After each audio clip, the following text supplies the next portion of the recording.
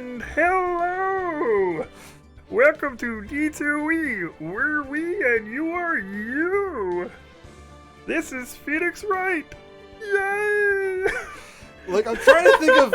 I don't know. Because it's not quite Kermit. No, it's almost Kermit. I'm trying to think of, like, what characters I'm kind of it in sounds the right like. neighborhood. Yeah, you're in the vicinity. I'm in the Kermit, like... If Kermit owned a baseball, it's a little bit of Kermit mixed with Aaron's Yoda. Yes. Funny joke. Yeah. If I just give a little bit of that. Yeah. But yeah. What? No, just go ahead, dude. I just thought, like, I don't know. Go off.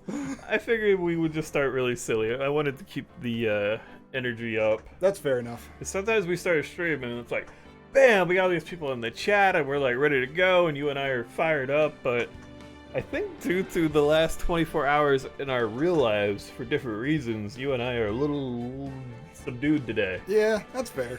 So let's roll into it. And I guess as some of our regulars trickle in, we'll let them know the updates to our schedule and life changes and maybe even some food mistakes one of us made.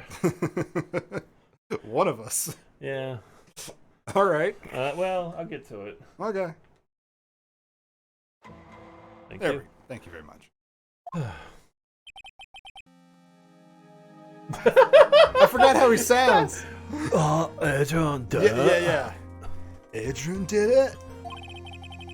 That's what it looks like. Maybe that's what we should do for one of these. Dude. We should just invert the voices and try to do impressions of each other's takes on these characters. Dude, no way. That woman couldn't do anything like that.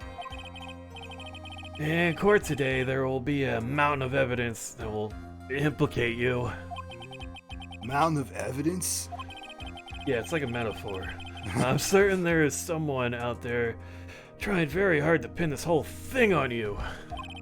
Please, Mr. Lawyer. Dude, like I said yesterday, I'm refreshing like a spring breeze, alright? Okay. Can't let any sort of scandal ruin that. I understand. This is gonna be. Let's do this, Professor Snape. This is gonna be my as Pearl. That should just be your, like, I don't know who's talking voice. Well, it's almost time. Yep. Mia Pearl.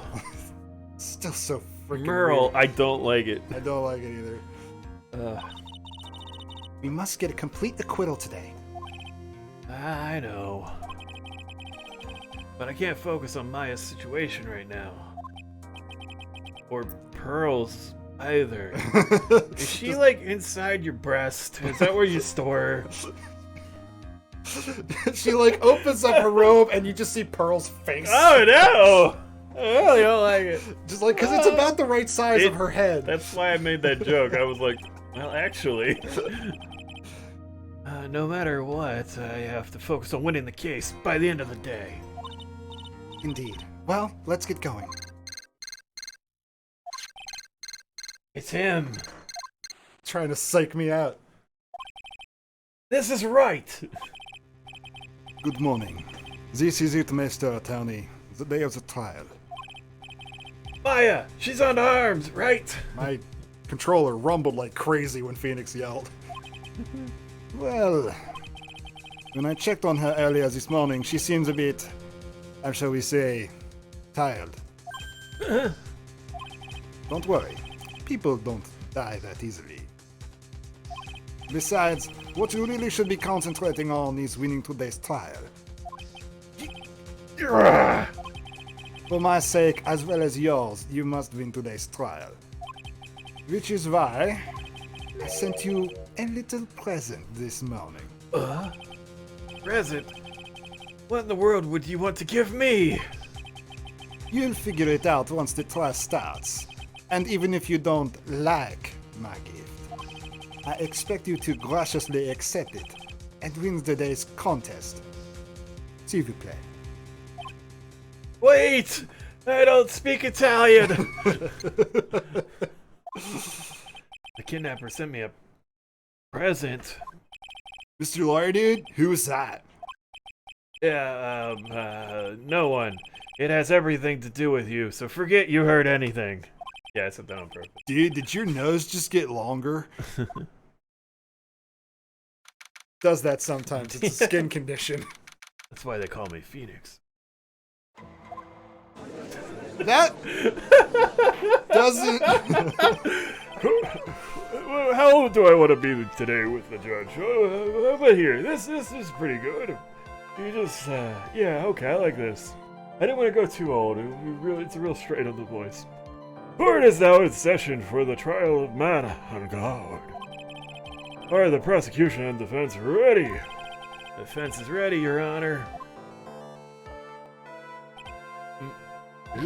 Hey, say, Mr. Wright, what happened to Miss Von Karma? Like... Yeah?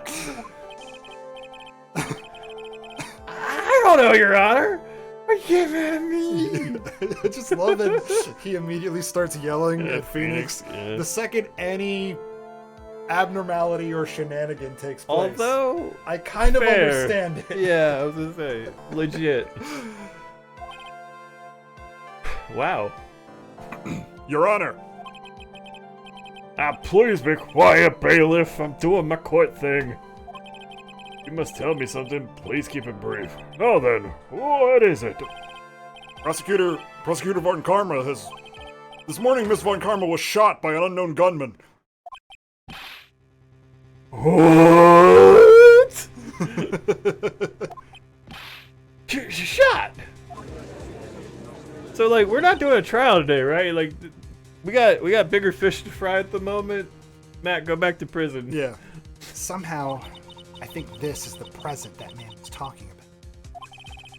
This present? Ms. Von Karma is one of the top prosecutors in the country at the moment. If she were to disappear, it would be to your advantage. Yeah, but like, she got shot. That's not the same thing as disappearing.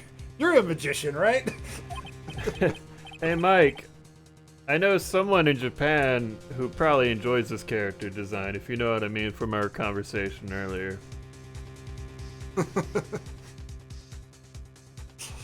This is totally insane! Miss Von Karma, is she alright? I don't have that answer. I'm sorry, Mike. I haven't told Dustin yet. I'll crush his dream later. Okay. She's... Oh, that's bailiff? No, I think this is gonna be Edgeworth. She's alive and in stable condition. That's good. Ooh. Wait, what are you doing here? You. I thought he'd show up. Edgeworth, you've come here to confess the murder? Your Honor, due to the circumstances, Miss Francisca Von Karma cannot appear in court today. I, Miles Edgeworth, will be taking her place. It seems illegal even in our universe. The prosecution is ready. That's impossible. Also, other bench. Dude, I know you haven't been here in a while. You're supposed to go over there. He like turns, starts walking to Phoenix. No, over there. Oh, yeah. Excuse me. I'm sorry. That's the bailiff. Whoops.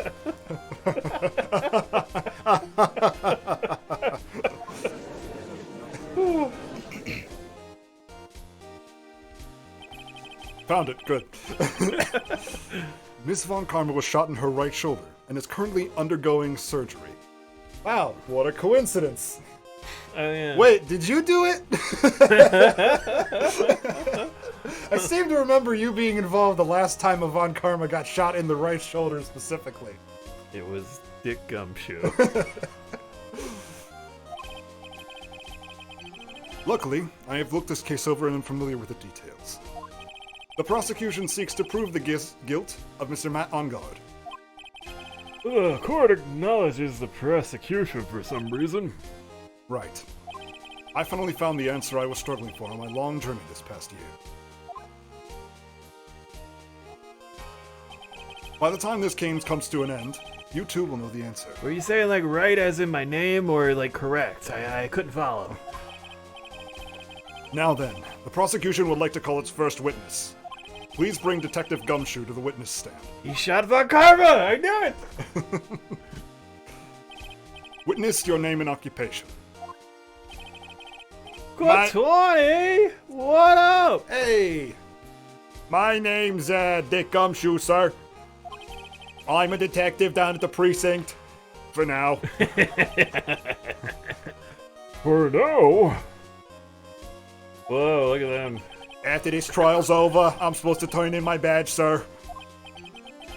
Woo! Welcome! Hey, we're gonna be doing... Nightmare Frosty? Nightmare Frost Nix. Okay. Heck of a name there. Alright. Detective Gumshoe. Yeah, so we're gonna be doing crappy voices and playing this game. Yeah! And I'm gonna ruin one of Dustin's heroes later tonight. Oh. Stay tuned. Stay tuned for that. The prosecution has no need for a depressed witness. What is with this game? Lift your head up and face forward like a proud officer, Detective Dick Gumshoe. Yes, sir! No flaccid dicks on my Now, stand. let's have your testimony. If we want to explore the various facets of this case, we must start with that. Get ready, Phoenix. This is going to be one very rough fight.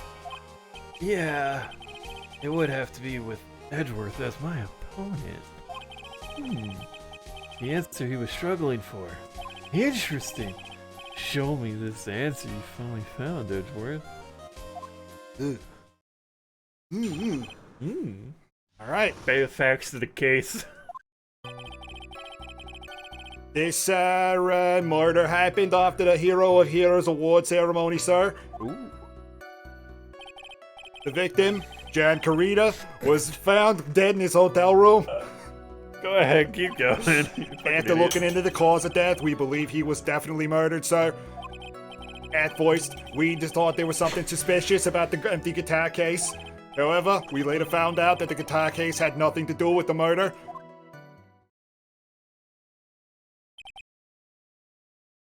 It's 110 best voice acting immersion impression ever. Thank you. After the award ceremony ended, the victim was alone in his room. Yes, sir. Both the victim and the defendant went alone to their room, sir. I see, Mr. Wright. You may begin your cross-examination.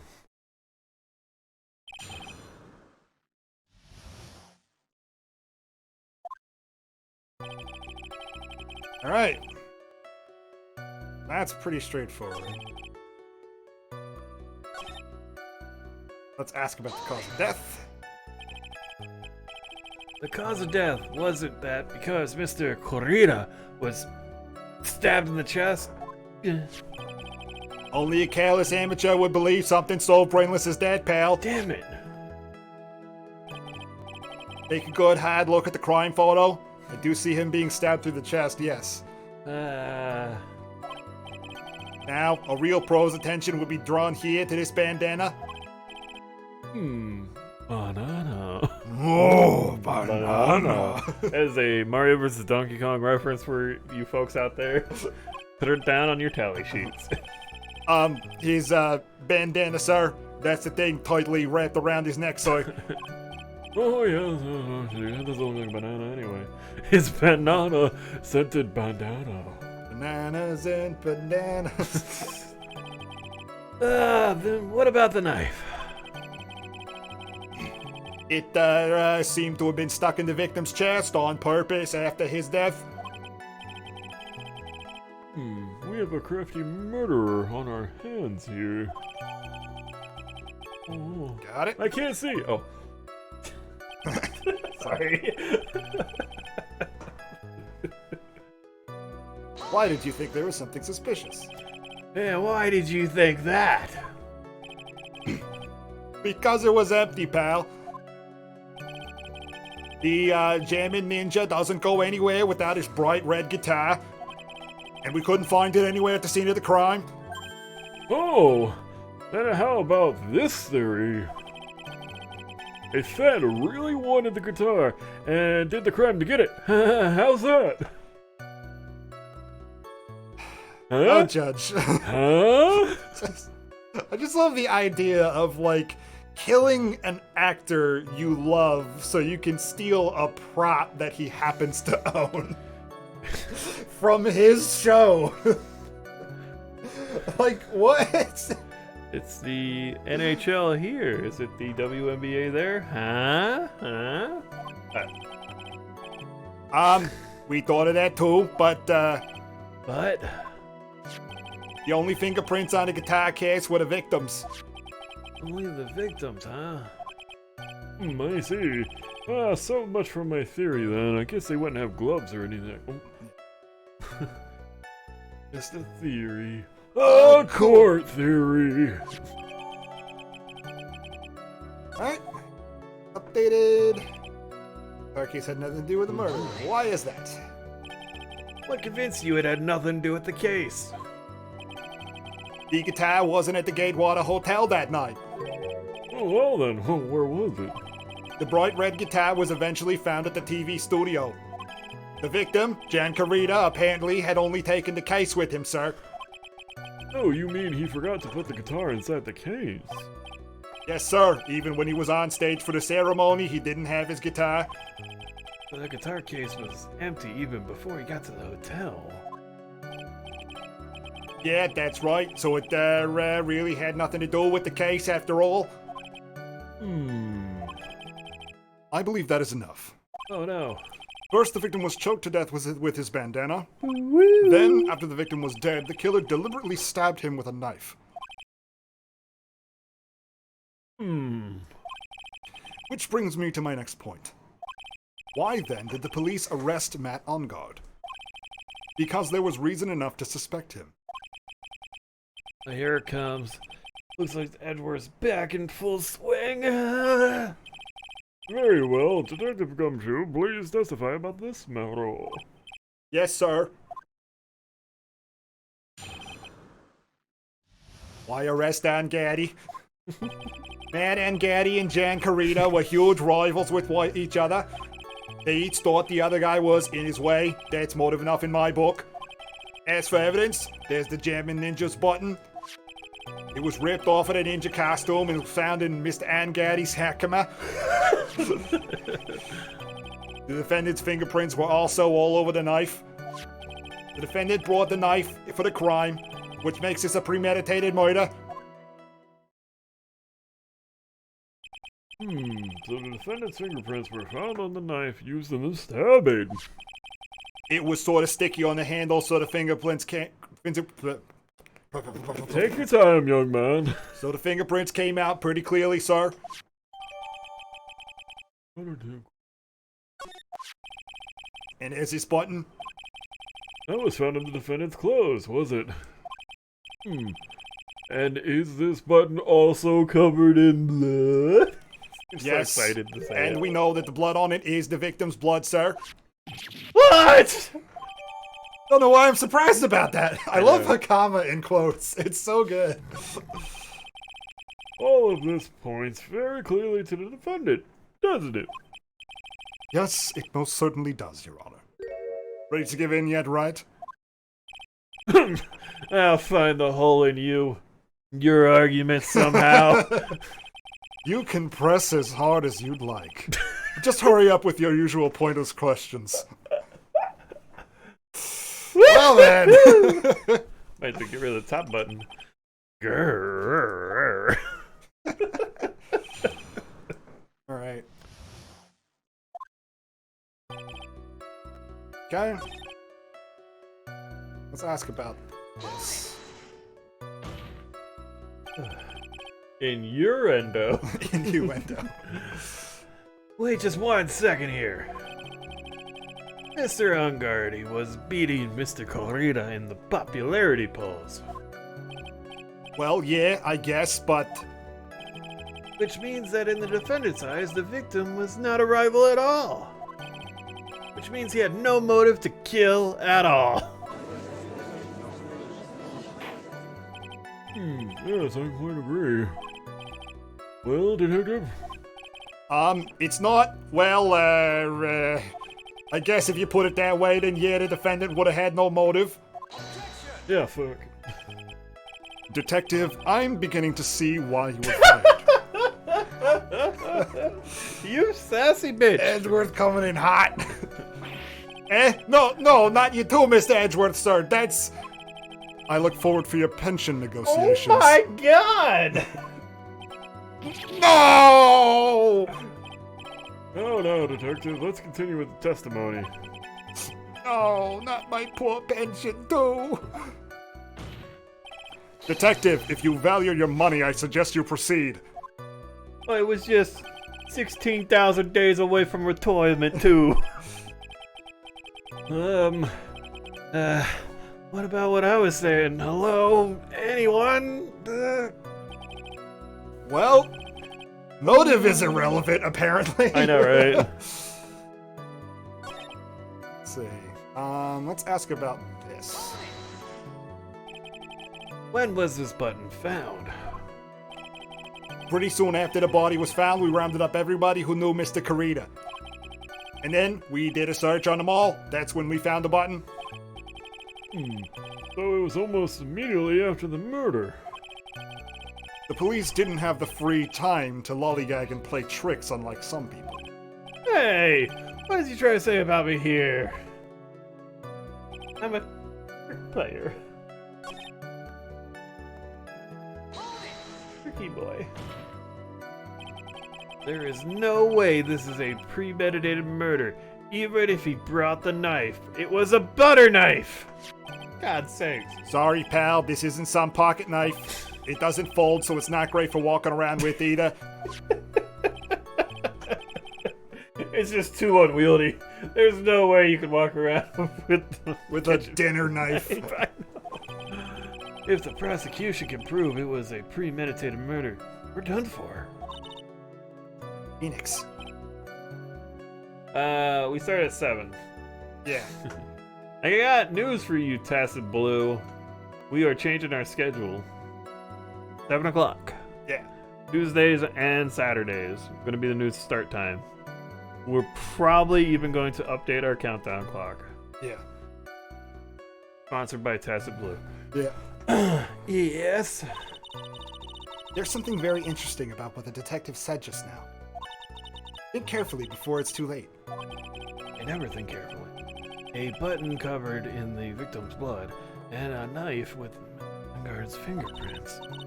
Be grateful. If the judge was more rash, he would have already pounded his gavel in closing. We're still in a world of trouble. Well, before any battle, you must find your enemy's weakness. So let's find the weakness in this testimony, no matter how small it may be. Okay, Phoenix? No. Okay, I'm gonna take a save. That's fair. Alright, let me just take a look at some of the recent elements. So, strangle with a scarf, then stab with a knife. Right. Can you at home help out Dustin?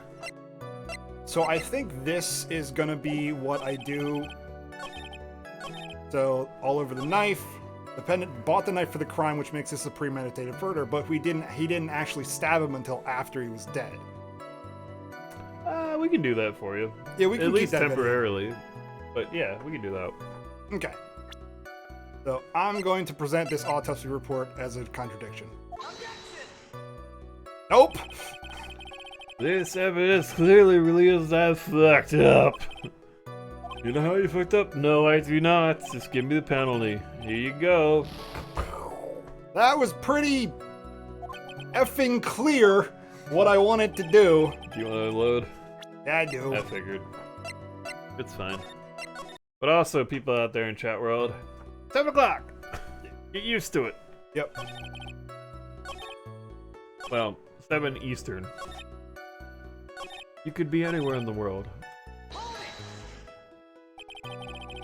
How are the fingerprints arranged on the knife? Huh? What do you mean, pal? By examining the fingerprints, you can determine how the defendant held the knife. For example, did he hold it normally or overhand, you know? Oh, is that what you meant? Well, we didn't actually think of that. Sword fight mode. Stab mode. Sword fight. I can't believe the bumbling of this department. Hopeless. Were you paying attention to the testimony, Wright? Most of it. The defendant's fingerprints were all over the knife. There is no way to determine how the knife was held at the moment of the murder.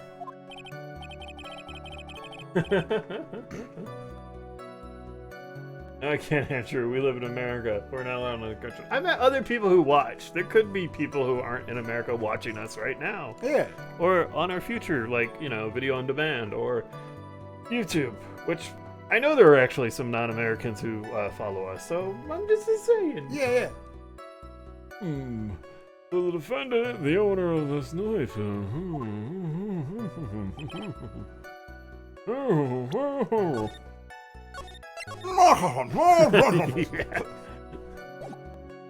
All right. So this is the breaking point here, and I need to specify.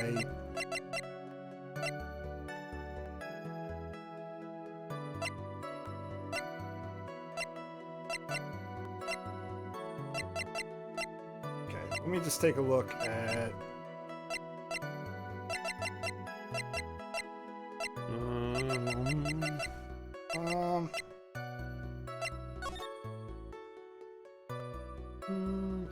Not the juice yet. We're not there. I understand there's an issue with the button. I get that. Yeah. But we're not there yet. Maybe it's the knife. Yeah! Play my fucking theme music. Wait a second! What? What? So the basis of your argument that this was a premeditated murder is simply that my client brought a knife by her hand. That's you.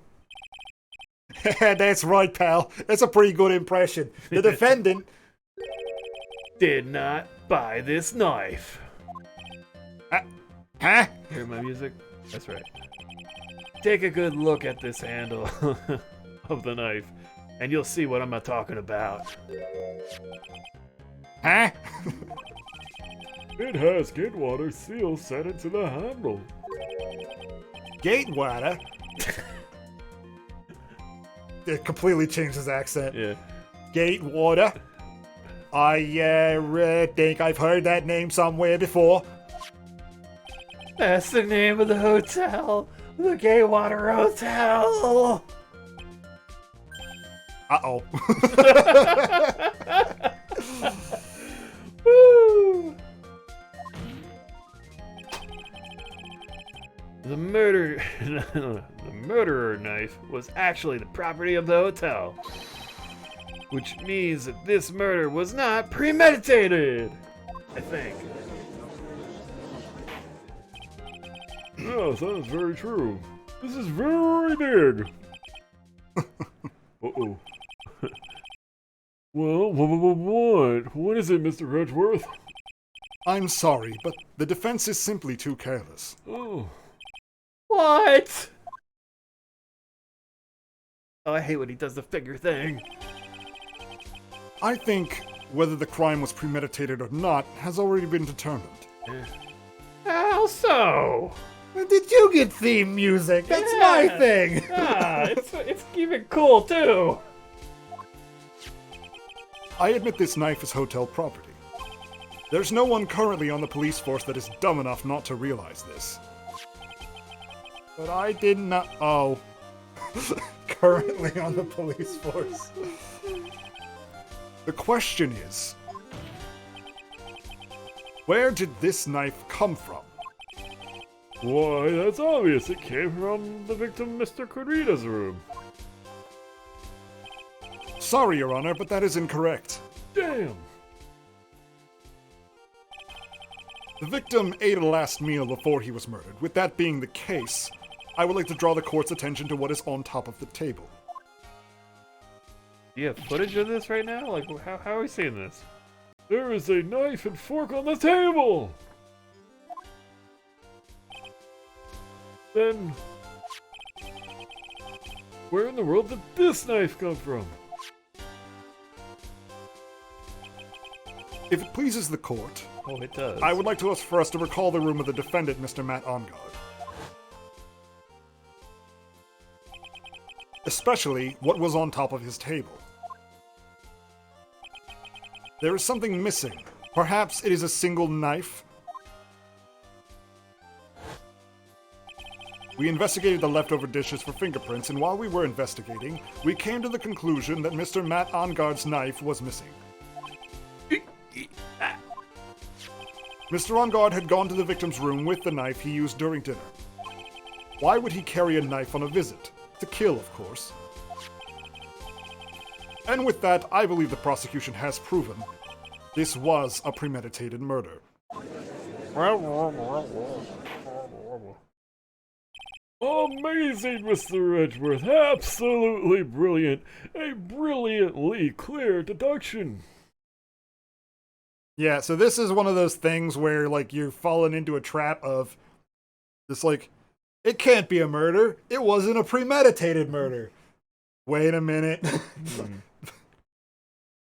Like, by moving into that argument, you've already conceded the first one. Yeah. It seems like Edgeworth had this plan from the very beginning. This must be one of those traps. And I just walked headlong into it. Ah! A murder weapon with fingerprints and a button from the victim's costume. There's quite a sizable amount of evidence here. One could say it's a mountain. I can safely say that any further deliberation is the waste of your honest time. No, I have plenty of time. I wouldn't mind if the defense were to present evidence not yet shown to the court. Evidence not yet shown? He means evidence that the court hasn't seen yet. In other words, new evidence. I understand what that means, Mia. God damn. I've been practicing on my own for 2 years. I sent in the necessary amount of box tops. I bought the cereal. Well... Say real quick.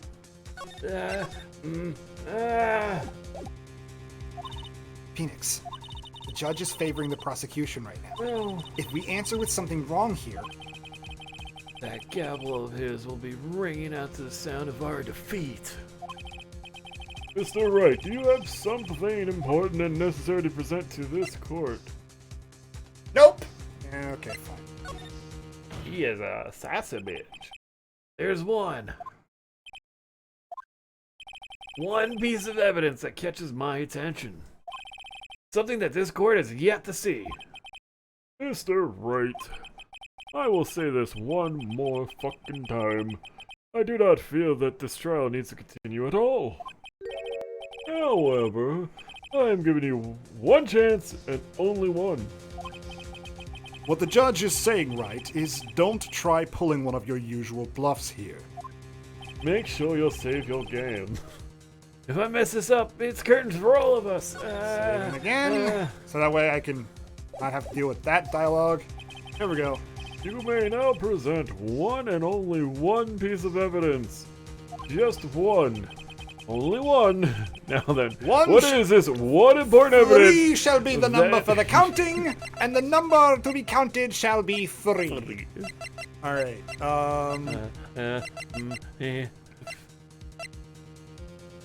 this. Yep. This is a wine glass, is it not? Please look at the photo of the crime scene one more time.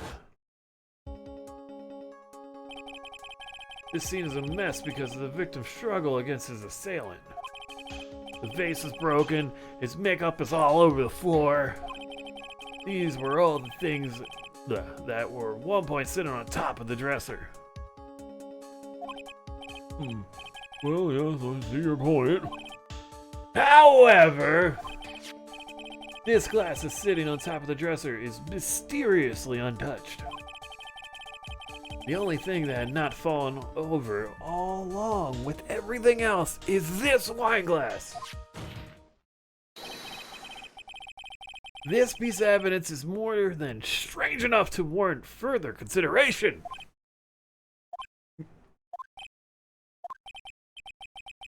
Well, what do y'all have to say?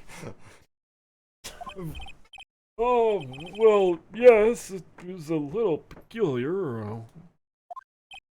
Yes, isn't it? I thought he was! You can stop looking at me with those puppy dog eyes of yours now. Mr. Edgeworth, you're more of a cat. What is it, Your Honor? Your opinion. You don't need my opinion, because there is no special meaning to that glass. Oh man, that was some Jedi shit. That was pretty cool. What? It's safe to say that the glass was set there after the crime took place. By the person who discovered the body, Adrian Andrews, for example. Yeah. She could have easily been so shocked that she set the glass down without thinking. I do that all the time when I'm terrified. I carefully set things down very close to the thing I'm terrified of. Common human behavior. Study psychology, right? You'll understand. Fucking work training today. There were 3 different videos and our instructor who each made a reference to the hit Fox show Lie to Me, which I believe is off the air for several years now. Yes. And how important / interesting that show is. They wanted us to like pick up on, micro ticks while people are wearing their COVID masks. I can read their eyes to see if they're like feeling sad. Why? I don't know! Fucking stupid corporate training nonsense. And it was like, oh man, you guys are in for a real treat. The next guest is the guy who's lied to me is based on. I'm like, this is the 3rd one in a row. Like, what are we doing? I had one lady, was wearing a mask, and she's like, if you see the eyes like this, that means they're happy. If you see them like this, that means they're content. I'm like, get the fuck out of here, all right? You're full of shit. I just want to reach through my TV screen, grab the mask, and just pull it back and snap it on her face. All right. You want to take a quick break and let me mess with you? Sure. Okay, this is good timing. What are we doing here? You're sending me something? I'm going to let you read it on air. Okay, cool. If you would please tell the court who this is. Hideki Naganuma. Oh, who's that? Guy who did the soundtrack to actually many of my favorite soundtracks. Yeah. I was listening to a track of his on the way here. Ain't Nothing Like a Funky Beat. Back to from back, Lethal and Week. spin on its back. Back to back on the turntables. Back. Also a back good to one. Back on the turntables. Back. The entire Jet Set Radio soundtrack. He's done a lot of Sonic the Hedgehog stuff. Okay, so this is what he tweeted. I surely recruited a girlfriend on Twitter. I found a beautiful lady's reply. First I thought, she's a lady in her 20s. I asked her about herself. She is 16. I was just so surprised, that's all. She lives in America. I live in Japan. How could I possibly make a date with her? Okay, so that seemed weird, right? He's very weird. Oh, there's more. Oh, there's more. There's more. Japanese law on marriage. This law is valid until April 22. Minimum age for women will be 18 and approval from your parents or legal guardians will not be required. Age of consent laws. After talking about hitting on this 16-year-old, he's now posting age of consent laws. The more I try to explain myself, the more trolls will try and attack them. I'll just ignore them and they go away after a week or two. I will ignore the people criticizing me as a man, I'm assuming in his 40s. I don't know how old he is, honestly. I actually don't know, but I know he made Jet Set Radio in 99, so... Yeah. He was working professionally for 21 years. He's got to be in his 40s. Yeah. Is trying to date this 16-year-old girl and then defend it. It's not good. Yeah. It's very... Ugh. Yeah, that's a little weird. Not gonna lie. It hurt. Yeah. It hurt me. Feels bad, man. Feels bad. I'm like, man, I'm gonna have to rewrite some Sonical shit. Like, I was gonna go into like how cool that guy is. Yeah. Okay. This is a year that keeps on giving, isn't it? That's right. You want me to continue? It does sound very plausible. Mr. Wright. Could Miss Andrews really have set that glass down without thinking? Nope, she hates tomato juice. The trial is... I'll look over my proof later. For now, I should trust my instinct and point with... Just might fall for it if you're thought-provoking it. Don't say that out loud. The defense would like to trick you. Would like to challenge the prosecution's theory. We would like to see something that proves it was Miss Andrews who set the cup on the table. Wow, we should go with this line of thinking a lot more often. Yeah. Why don't you prove something for a change, you asshole? Considering that's your fucking job. You've turned the situation on its head. Yet again, as usual. Yet again, as usual. Yeah. Mr. Edgeworth, do you have any proof to back up your claim? There's no way he has any. He's just bluffing! Unlike Mr. Wright, I never say anything unless I have the evidence to support it. Huh? What? Oh no, his music's playing. You're not thinking hard enough today, Wright. No, I'm thinking hard. Did you think this wine gas escaped my notice? Well, then... Of course it has been thoroughly inspected. For fingerprints. Fingerprints? There were only one set of fingerprints left on this wine glass. Only one? Well, whose were they? They were not the victims nor the defendants. Rather, they were of one Adrian Andrews. What?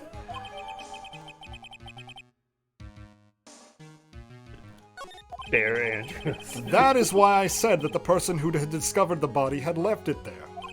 Are we done here, Mr. Wright? I can't believe I fell into another trap. Ms. Andrews was probably holding the glass when she went to see Mr. Corrida.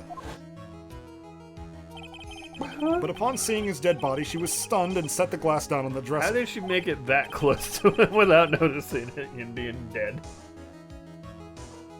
Like I said, when you're terrified, you carefully set a full wine glass very close to the thing you're terrified of. That's what I'd like to imagine. Yeah. It's like... Scream. Ah!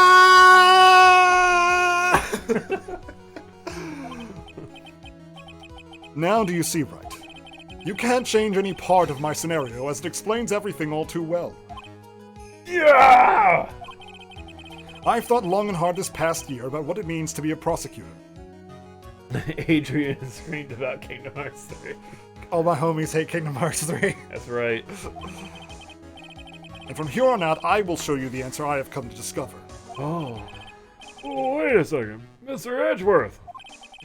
I think the prosecution has provided enough evidence for me to enter my verdict. Unfortunately, I cannot allow you to pass judgment yet. The prosecution has yet another witness we would like the court to hear from. Why? You won! You've already won! Another witness? Yes. Bailiff, please bring in the next witness. It's gonna be fucking Wendy. What in the world is Mr. Edgeworth thinking? Yeah, knew it. Okay. Big drink. Now then, witness, please state your name and occupation. Oh boy. Go for it. Witness, your name and Oh,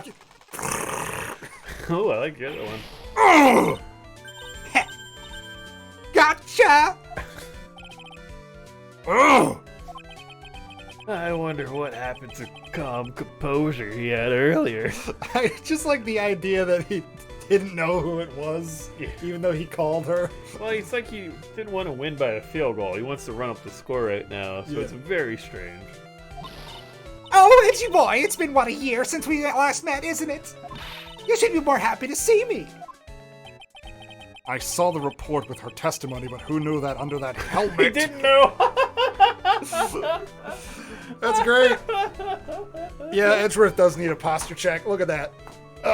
Whoa. Did that pick up on the mic? It was like crack. He cracked so many bones. Yep. It's the Wicked Witch of the witness stand. I tell you, this time I know what I'm supposed to do. Queen of the Hoppies, Queen of the Hoppies. So today I'm going to tell you anything and everything. Even things that don't have to do with that terrible crime. This witness, that terrible crime is all this court needs to know.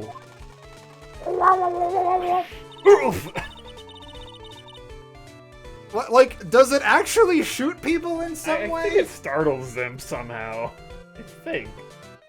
Like, it just makes an actual gun noise and they're surprised? Well, it makes a laser noise. It does a rat-tat-tat-tat. Yeah, really weird. It spins, but... Oh, shush! I'm talking to my dear Edgy Wedgie right now! Don't interrupt us, Gramps! Yes, madam. No, please, by all means, interrupt her, please! Fucking love this dynamic, dude. Anyway, witness, your testimony, please. It's true what they say, that youth are hot-headed nowadays. Not that I mind at all, Edgy. Now then, what should I start with? The witness was on security detail at the hotel on the night of the murder. We're not allowed to draw the bailiff. Is this correct, Miss Oldbag? It was a great job being able to see my dearie Juan. It was almost too much for my little heart to handle. You mean you are a fan of the victim?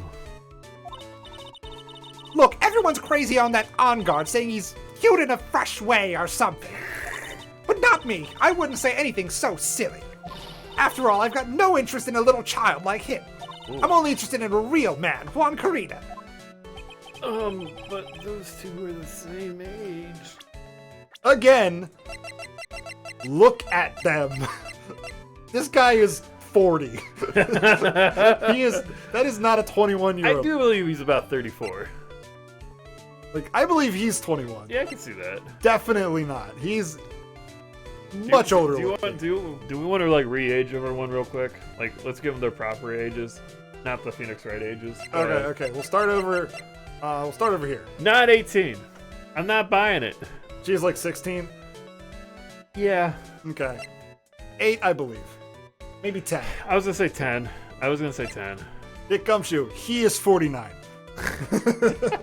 There's no way this man is 31 years old. I cannot live in a world where Dick Gumshoe is younger than me, so he perpetually has to be at least 4 years older than me at all times. Okay. So he's like 35, 36. Yeah, I'm gonna say 36. He's just gonna stay that. Princess Bullshit. She is 24.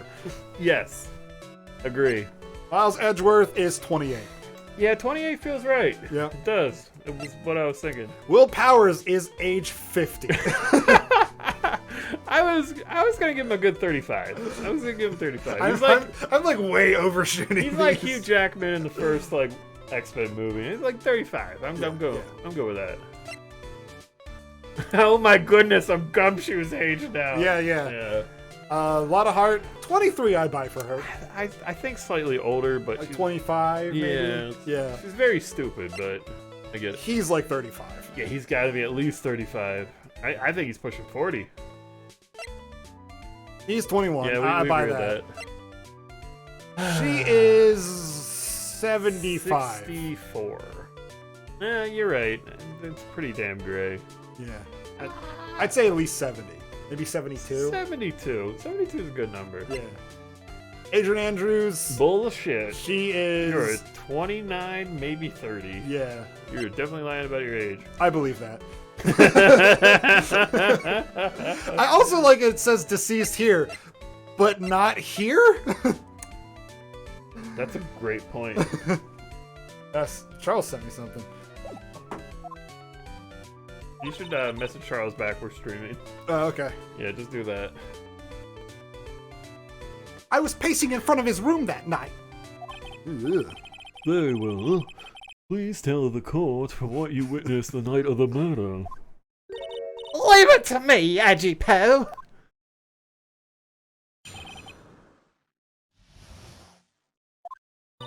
Anyway, after the ceremony, I went to pace around in the hallway in front of his room. There you go. There was something I was interested in finding out, you know. Well, since I was on the job, I made sure to keep a good eye out the whole time. That's when someone showed up. There was a man coming out of poor Juan's room.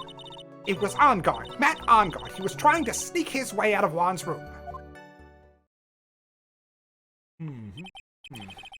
Oh, Mr. Ungard came out from the victim's room. And he was wearing the full nickel samurai suit, so that way we don't... do that again? That's what happened in the previous game. They're gonna do it again.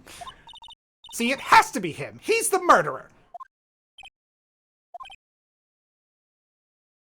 What did you write back? I specifically opened the stream to see your reaction. Sorry. I just texted him nice. Okay, so what he sent me was a computer science joke. Oh, okay, go ahead. Computer facts. LIFO, last in, first out. FIFO, first in, first out. FAFO, fuck around and find out. And I do feel that with like stacks and stuff.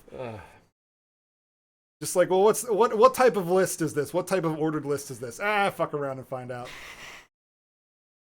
This guy's gonna be working nights. Yep. He gets a night computer soon. It's gonna be, oh boy, I can't wait. And not only nights, but I'm gonna have to do training sessions with people. Yeah. Some people who have never used a computer before, that will now have to use a computer every day as an essential part of their work. This is gonna be fun. You know, Mr. Charles is working for DuPont now. That's pretty cool. Okay. I knew you would have nothing to say. That's why I said it. I'm here. Hey. That's how that guy talks. Hi, Charles. Thanks for sending me that. That was funny.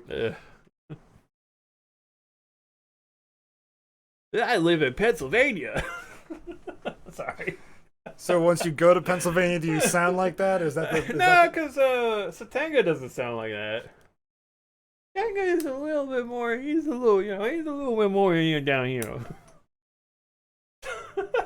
just read the thing. Just read the loopy because it's warm. Yeah. Right. Well, Mr. Wright, you may be getting your cross-examination. I saw that. Loopy because it's warm. What?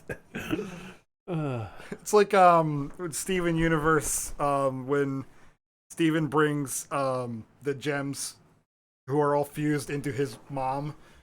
It's just like mom works at an apple farm, and Connie's just in the background.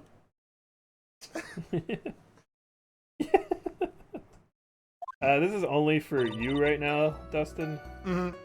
But check out the original Steven Universe fan from Garfield and Friends. John's grandmother. That's pretty great. It's pretty great. I'm wearing a Steven Universe shirt. You can look it up. All right. So, what were you interested in finding out, old bag? What's going on? Something that you were interested in, and just what was it? It's not some little thing I can just go around telling everyone, you know. You're under oath. We've already been through this. You're the worst witness ever. God, she's so terrible. She's so awful. It's top secret between me and Juan. I gotta say Juan with a lot of love. Juan. Yes. Yeah. That's it. And Edgy Poo, of course. There you go. Mr. Edgy Poo, what is this thing she was interested in? I have no idea. I despise gossip, Your Honor. Gossip?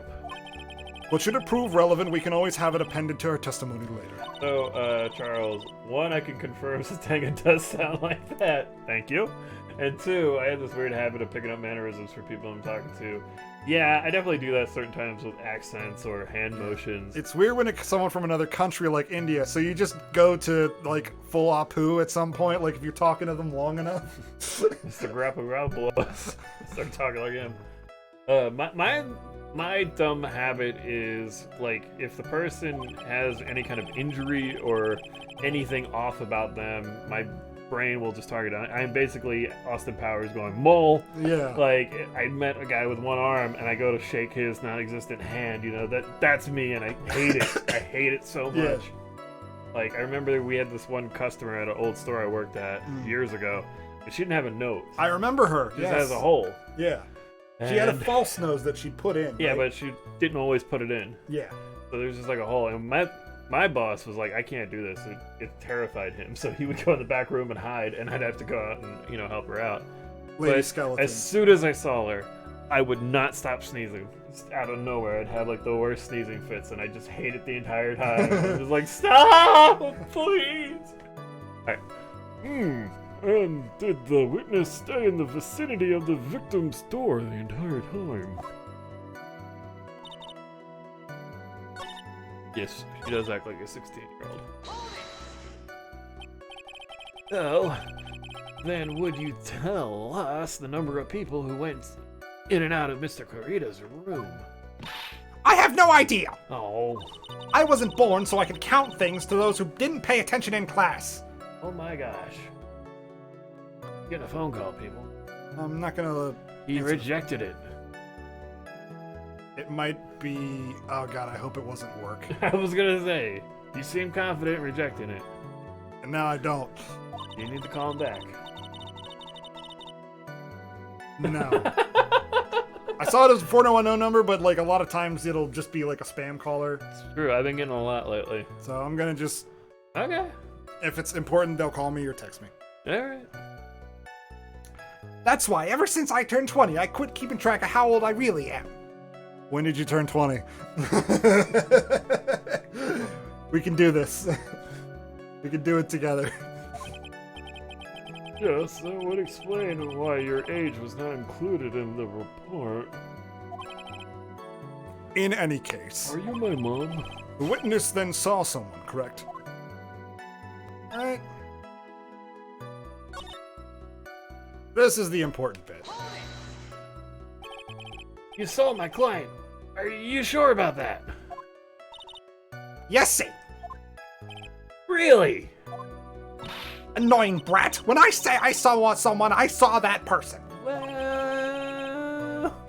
why do I get a sense of deja vu? Maybe to avoid a repeat of last year, I should delve into a bit further. Suppose. Please tell the court about the man's clothes in more detail.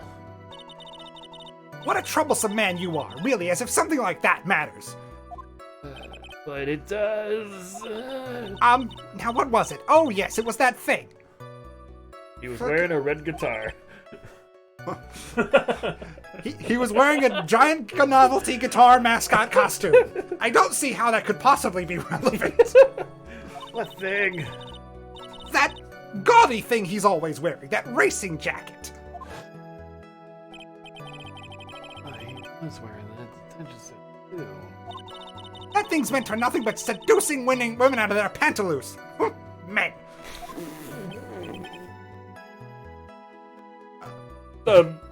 Right. So, Mr. Wright, where does one go about getting one of these jackets?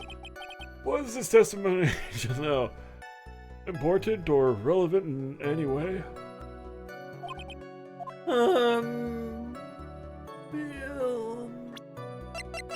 Oh yeah. It was important. Because he was wearing his Hakama at the time of the murder. Of course it was important. Your Honor. Then perhaps you'd like to point out what part of that testimony was important. Don't you see it, Edgeworth? Your Honor, I request what the witness said about the jacket be appended to her testimony. I don't quite see where you're going with this, but... Alright, witness, please. Oh well, I don't like to badmouth anyone without reason, but if I must... I got you. Y'all ready for this? What is it? Boom! Got her! Miss Oldbag. What? Don't say my name for no reason! Do you know what this is? Ah! It's button number 2 on the Geminition costume! Now, I know she's an obsessed fan, but she identified it in a single glance. Give it here! Give it here! If you don't give it to me, I'll punish you with this! Wow! He is a diehard fan. A button covered in blood. This button was discovered on Mr. Unguard's body during a full body search. See? See? This button proves beyond a shadow of a doubt it was that rascal on guard. It was caught up in the pleats of his nickel samurai kimono pants. See? And on guard is the nickel samurai. Witness! Now it may just be me, and I do have an active imagination. And I'm not sure where I am right now, and I don't know, I think I can smell copper. Yeah, I read it, I almost thought about going, very southern with it. It was very, that southern lawyer cliche. Now, I may just be a small-town lawyer. And I do have a mighty fine active imagination. But just now, didn't you say that the defendant, Nat Unguarded, was wearing his usual racing jacket? I'm so sorry. Sorry that you judge people based on what they wear. If I were the trendiest dress, God damn it, I didn't expect it. You to read this out as hideous, right? I got a tape recorder stuck to my chest. Let me tell you, it's heavy. So heavy, I wish we could have switched to CDs ages ago, but I'm keeping that dream alive for all the schedule. You understand. Take a look at the mirror. You close the maps, interesting as documentary curling. You take a tip of temperation, but he's got style. It came out of nowhere. I couldn't prepare. No, hold your tongue still there for 1 second. What you saw in actuality was not Mr. Ungard, the man, but Mr. Ungard, the Nickel Samurai! When you think about it, they're really one and the same anyway. Oh my fucking god. Miss Oldback, this is a very important point we're talking about. Edgy Poo, do you think so too? Well, it might be something worth considering. Just gotta talk through your teeth. Yeah. Just say it's important and agree with me for a change. Witness, think carefully and try to remember as much as you can before you make up something, All right, if you insist. I should be the one side, not you. That's my side. Give it back. We're only allowed 3 a day. It's already used to.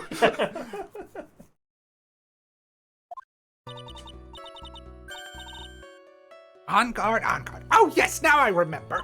The Nickel Samurai, that's right. It was the Nickel Samurai that I saw. Yes, it would have been convenient for him to wear his costume during the murder. He had to go to that post-ceremony stage show right after the crime, So he must have worn that Nickel Samurai costume when he was stabbing poor Juan. I knew it. Yeah. I knew you'd say he was inside that costume. What? Did you think there could have been someone else inside that costume?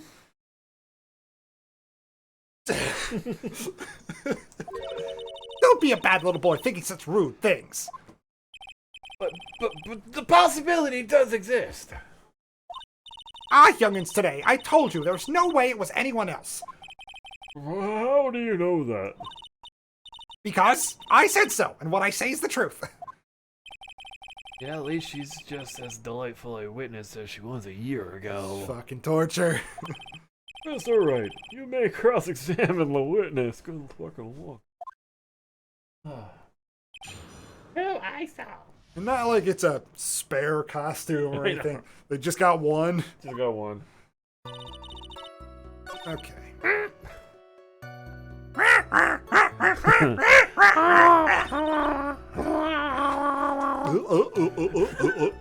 Any chance we get. It's so hard to do. So... Was there anyone else scheduled to appear at the pro-ceremony show? Well, all the condensers were supposed to go on stage in a friendly jester thing.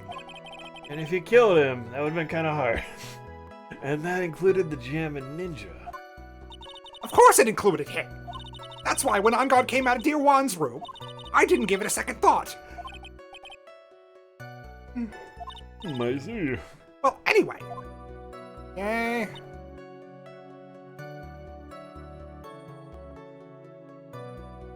Okay, so she's wearing a wedding ring, Over under on her husband being alive. Being real? That's a good question. She wears this to seduce the young men like Edgy Poo. How? You need to think too hard on this one. Okay.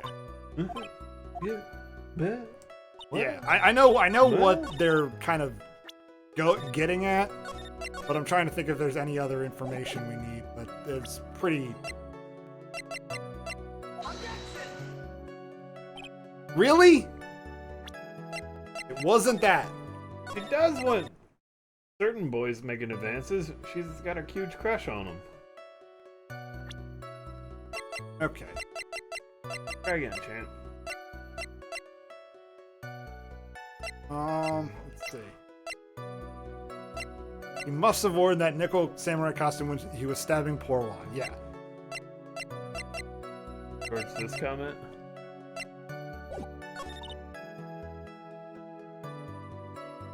Oh, there we go.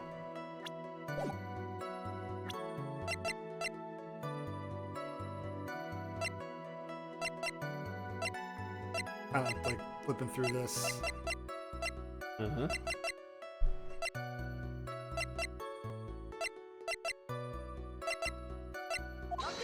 Nope, that wasn't it. Ow. It's one of those two statements, but my brain is just not, like, putting it together. Do you know? It's either this statement or this station. I think it's here. Okay. But it wasn't this. Not that. An article.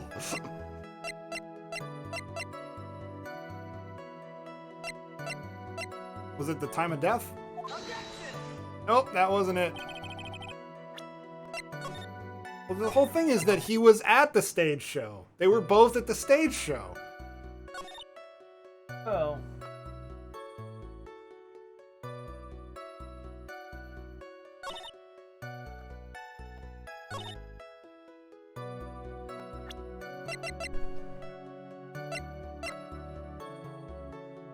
My brain's not working here. The defense side was terrible.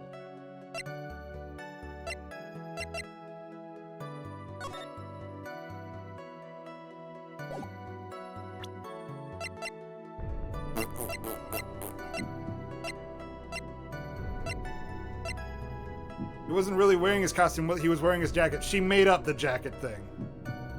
Yeah. Yeah, she saw the Nickel Samurai, thought it was Matt Engard, and then made up the jacket thing to cover up her lie. Like, why do we even bring her on ever? Like, is there like a witness blacklist? The explanation here was he didn't know. Yeah. Like, he had to go to that post-ceremony stage show right after the crime.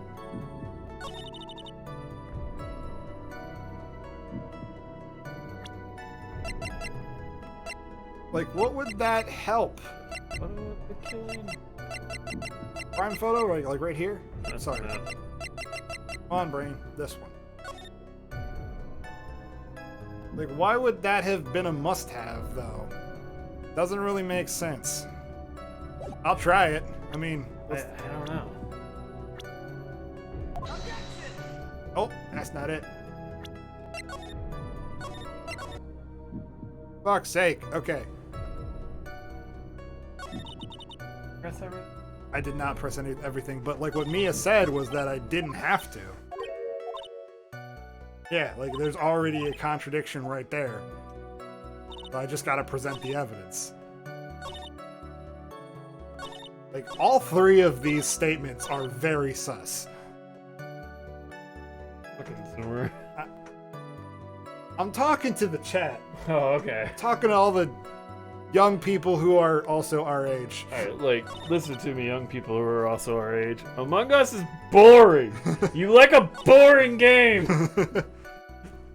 Have you pressed her on those lines yet? I haven't really pressed anything. So let me just press these lines. Start from the start, you know, press through. Oh, that'd be. That way no one could see his face, of course. But there's still no advantage for him, I can see. In fact, you would think that the costume would make him stand out all the more. You are such an annoying child, you know that? You disagree with everything I say. Isn't that what you're always doing to me? I got it. Maybe it was more troublesome for him to change in and out of his costume. Well, it seems clear. Yeah. Was there anyone else scheduled to appear at the post-ceremony show? Well, all the contestants were supposed to go on stage in a friendly gesture thing. And that included the gym and ninja. Of course it included him. That's why... Yeah, we already did this one. Like, if I had a photo of the stage show, because we watched the stage show at the beginning of the trial. Well, I think they're actually mean the confession. I think, but maybe not. Let me ask you one last time. Well, it's it's just like a one-night werewolf style game. It's just a boring version of that, especially if you're not playing with the people in the room. I even tried to watch the Game Grumps version, and it was so fucking dull. And it had people like I really like in there, like Jet up to kind of hanging out with Ross and a few other people, and just I made it like 15 minutes, and I was like, this sucks. This sucks to watch. It's not a good thing to watch. I have no idea. D2E will never be the big streamers for many reasons, but man, us not getting into just dumb games. Yeah. So, yeah, David, you are not good at lying. Yeah, but AOC's made a Twitch channel to play it. I don't want to play video games with AOC. Yeah, I didn't see AOC like got a ton of views, but hey, you know what? She's young enough. Well, she wants to get her, like, Pokemon Go to the polls moment out of the way. The resistance, are you among us, you know? Donald Trump is the imposter. Yep. Needs more Inugami Corone, baby! Yeah. Yep. I actually watched a video of her today. I'm sorry, now I'm doing Inugami.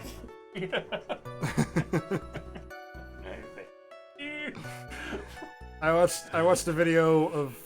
I really liked the one stream where she's playing Super Mario Brothers and she can't speak Japanese. She has to speak English the whole time. And her English is really, really broken. And she has to name everything. So, Paratroopa was the Angel Turtle. Hammer Brothers was Big Family. Goombas were the Little Brothers.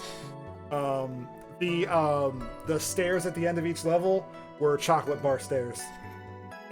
I mean, and like, I get it. It tracks. I always thought bricks, but yeah, okay. As showy as ever. Haven't I been saying that from the very beginning? No. Can I throw the towel yet? Yeah, I just have to present a thing at a certain point, but I'm trying to like...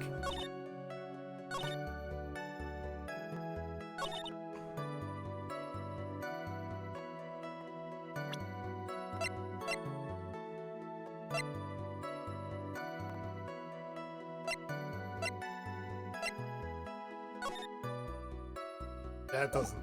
Not there yet. The first photo? It's just of the Nickel Samurai. Huh. Like, I thought if they had a photo of all the people lined up on stage, that would be like the perfect thing, but it is not that.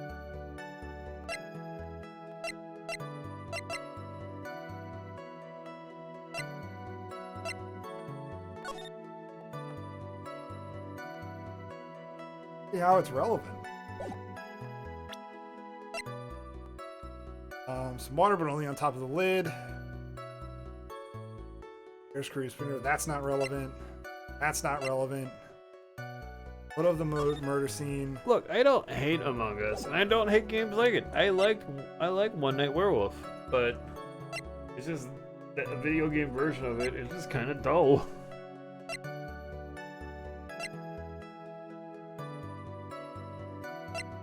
Like, I don't get it. I'm stuck. Like, I've got to... Like, It would have been convenient for him to wear his costume during the murder. That doesn't really, like, track, but it's not a direct contradiction with any of this evidence.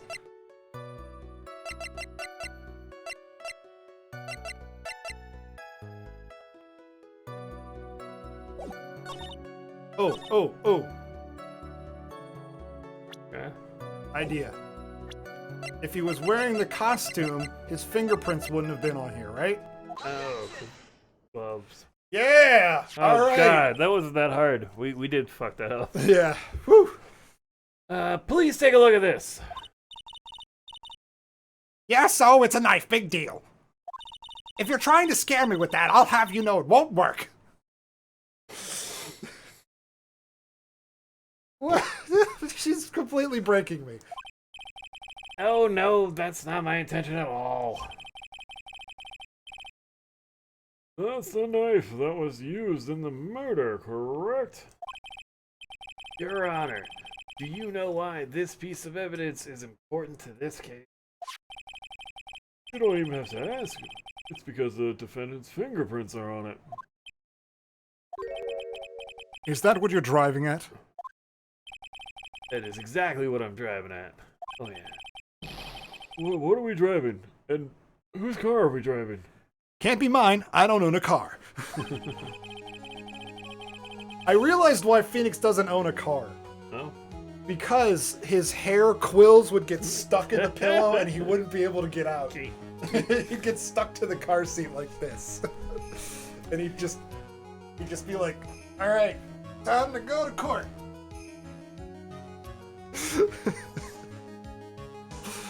Sorry, I was just... That's funny. If Mr. Unguard was really in the Nickel Samurai costume at the time of the murder, I gotta make a right turn. Oh no, the window! Not again! I broke it! Ah. Like Night at the Roxbury. Then it's impossible for his fingerprints to have been left on this knife. Actually, he would have wiped all previous fingerprints on this knife right off. I get that out. Yeah. Oh, that's right. The Nickel Samurai wears gloves, doesn't he? Less gloves and more mechanical arms, but yeah. Well, he's got one mechanical arm on the glove, right? He's got a Full Metal Alchemist kind of thing going on. Yeah. He probably took his gloves off before he began the stabbing. You know, now that I've said that out loud. Seriously, dog. And why would he do something like that? To leave prints on the murder weapon? Think, Edgeworth.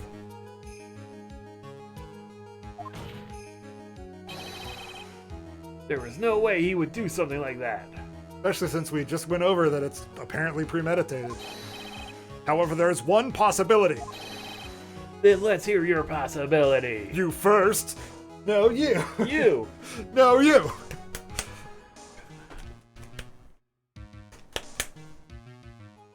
Get him, Edgeworth. It's very simple. The defendant went to the victim's room while in costume as the Nickel Samurai. At that time, the defendant held no intent to murder. He was probably just going to relax and talk to the victim at the stage show. Which is why he took his gloves off. But the murder still did take place. It's well known that there was bad blood between the defendant and the victim. Yes, sir. I have heard that before. Well, Mr. Wright, what do you have to say about Mr. Edgeworth's fucking stupid theory? Let me get this straight. Edgeworth theory goes like this. In the way that he just explained it, The defendant went into the victim's room. He had no intention of him. Up to this point, are there any problems with his theories? Yeah. This theory contradicts something in an earlier testimony. what are you babbling about? Now, for argument's sake, let's suppose Mr. Unguard was the killer. That's the case. I think it's impossible for the killer to have gone on without intent. We are abusing the shit out of this knife as evidence. This knife, this was used by Mr. Ungard at dinner. Yes, we did establish that.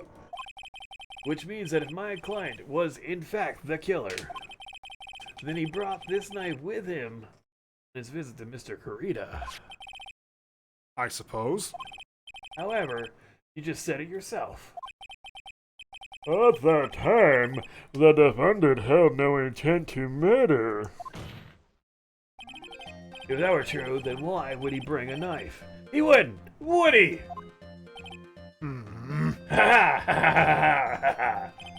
Which means, Mr. Edgeworth, get that. Your theory was flawed from supposition 1! And one more thing! If the murderer was wearing the costume at the time of the murder, then there should be glove marks left on the knife. Which means the defendant's fingerprints shouldn't be all over it like bees on a hive.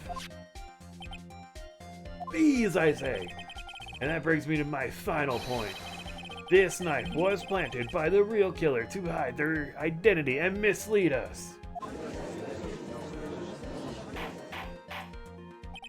Here we go with this real killer shit again. Order in the court.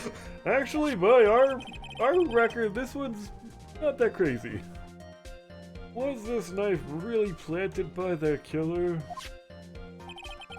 Why would the murderer do such a thing?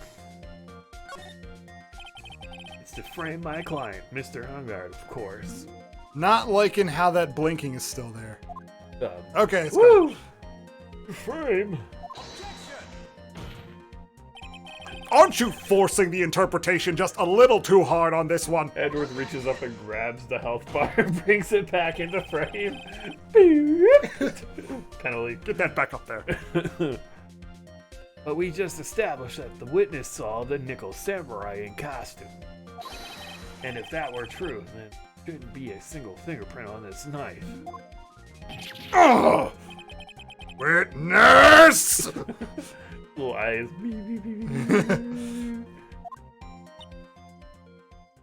It's like Seymour and the Superintendent.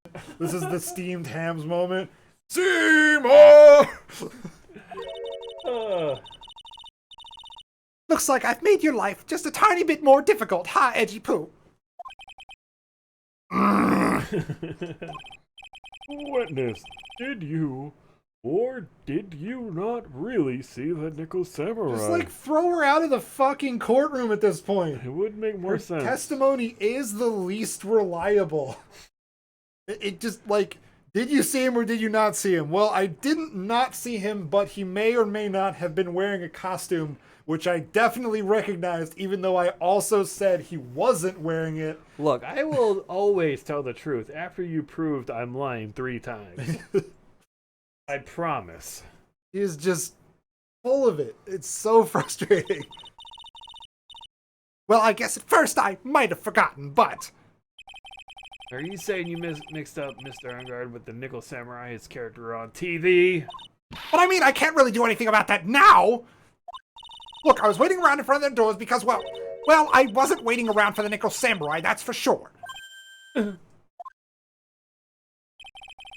wasn't waiting for the Nickel Samurai. Alright then. Who? What are you waiting around for then? That's top secret to anyone outside of security. I have a feeling that you were waiting for Mr. Juan Correa. Am I correct, witness? Ha ha ha! The way you think, you are a sad amateur with a terrible case of nearsightedness. Amateur? Me? What am I an amateur of? Goldbag was waiting around in front of the victim's room. I know who you were waiting for. But it doesn't sound like she was waiting for such a glimpse of Miss Rita. Oh. Maybe. Phoenix, maybe the old bag was waiting around for that person. Pearl! What I think Mia's hinting at is certainly possible. Miss Oldbag! You were waiting around for this person to come out of the victim's room, weren't you?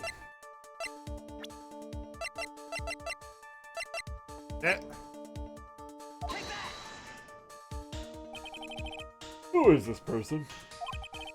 This is Adrian Andrews, Mr. Angard's manager. But why would the defendant's manager be in the victim's room?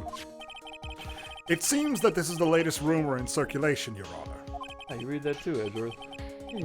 Oh, this is... Oh, well, I see. Judge seems to be really into the article. If you can be called such a thing. Then this manager with the initials are you saying it's Adrian Andrews. Without a doubt, the witness thought so as well. Looks like you found me out. Well, that's fine. I can throw away this whole sworn to confidentiality stuff then. Witness? What in the world are you? Oh my fucking god. Just because I brought this New York Post article up. Okay. Watch out, Phoenix. Got a bad feeling about this. A very bad feeling. Like, New York Post or like National Enquirer?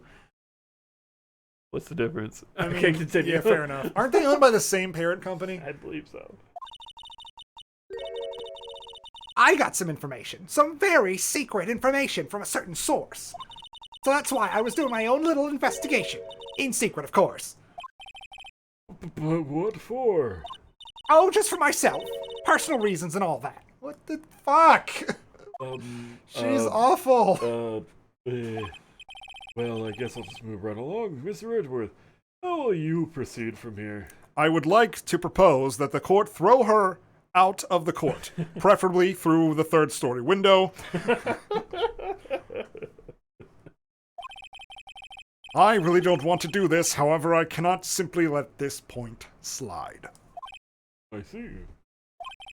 Very well then, witness, please testify about this secret information. Oh boy.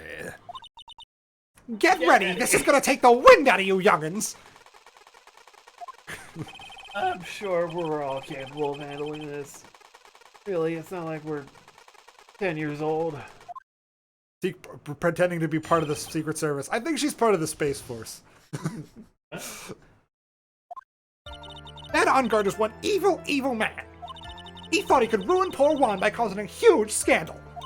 So to do that, he sent his own manager to get in close with Juan. I cannot condone such dirty tricks, so I took action. Oh, and this is top secret. You got that? Nobody else but you and me know yet, okay? My cough. The defendant and his manager. What a distasteful topic for this court. Imagine! Celebrity scandal in a murder trial! Fucking... What? Nobody's above gossip. And isn't there a saying, the truth is never pleasant? Never heard that one before, but damn, is it true. In my experience, Mr. Edgeworth, what about this Adrian Andrews person? We have looked into this matter, and found that the truth the article proposes is in fact baseless gossip. But could this be true? This proves that the defendant did bear ill towards the victim. So this means I have to smash this rumor once and for all. Well then, Mr. Wright, you may cross-examine the witness. Careful, the old bag seems rather excited right now. That's right, on guard's nothing but your average foul-blooded youth. Well, as the old saying goes, you gotta burn old bags with fire. Time to fire up the afterburners and hit the highway to the danger zone!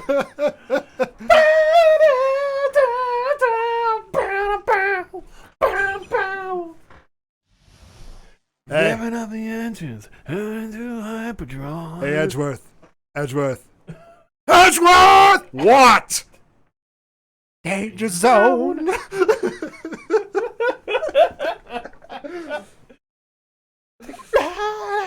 To the danger zone. Okay, we'll start with this one. Well, that's our silliest moment of the night. Yeah. Perfect stream moment. Yeah. Clippable. You don't have any proof that Mr. Ungard did any such thing. You must be suffering from shock, the shock of hearing the truth. And now, since you're in so much shock, you can't do anything right. You're right, I can't do anything. But boy, do I wish I could do something about you. All right then, Sonny, show me what you got. Can you show me proof that On Guard didn't bear any ill will towards Juan? Fucking...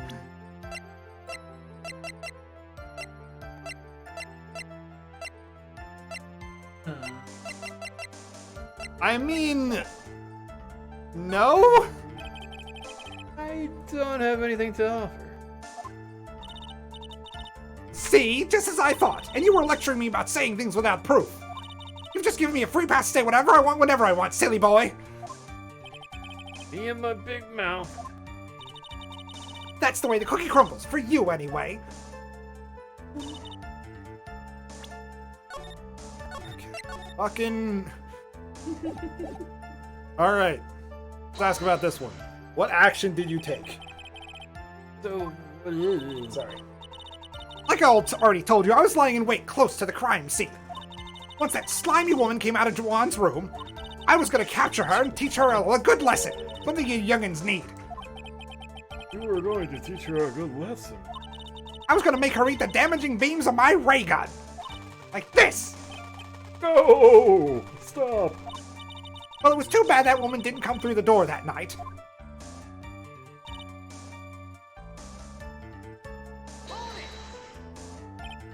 Wait! What? I'm a busy woman. Tea time with the kids is over. You get information that no one else knows yet. If that's true, then how do you know this secret information? Huh? Well, that's because I'm a pro. Yes, that's it. There it is.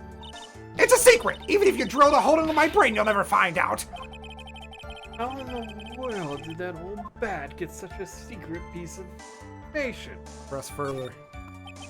If you don't be a good girl and tell me where you got this secret information... Let's press further in the worst possible way.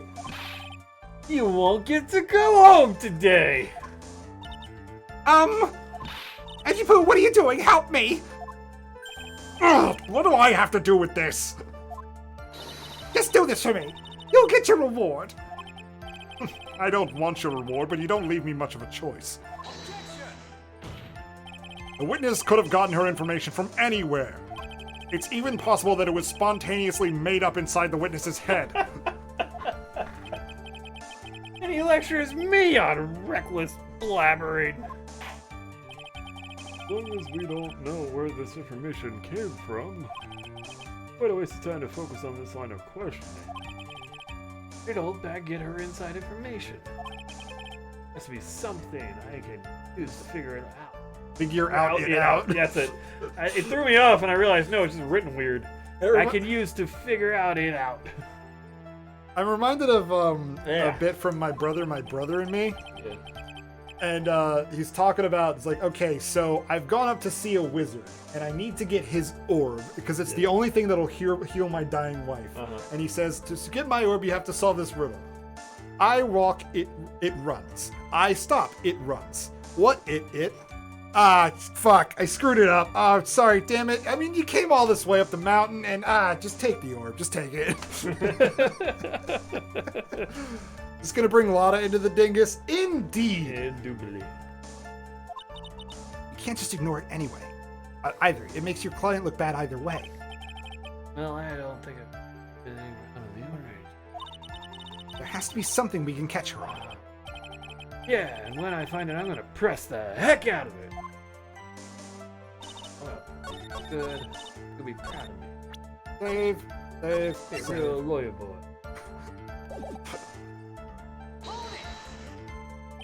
Alright, let's fast forward this.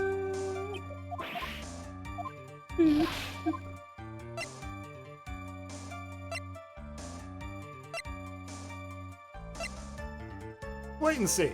Let's let her dig her own grave. Just sit back and see it. Okay. So I gotta present evidence there.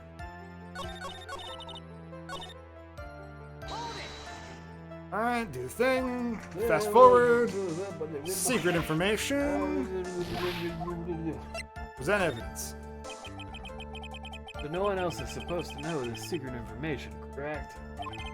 If that's true, then why do you know it, Miss Oldbag? Why are you looking at me like that? Stop that! Witness! I hate to say it, but this is how you came to acquire your secret info, isn't it? Is it going to be the article, or is it going to be... Let's present Lana. Okay. Yep. You call that proof? It looks more like proof of spite toward the witness. If you have nothing to back up your claim, then they're no more valid than gossip. Oh, objection sustained. What the fuck? Kapoom! Don't take it away and then put it back, you assholes. Gotcha. Ah, come on. Okay. You baited. Alright, let's load back up. Alright. Just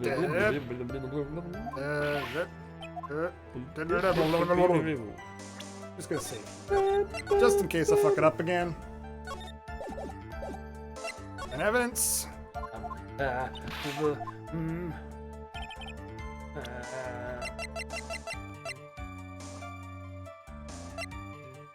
hate to say it. You think it might be the camera? Well, it says tabloid article.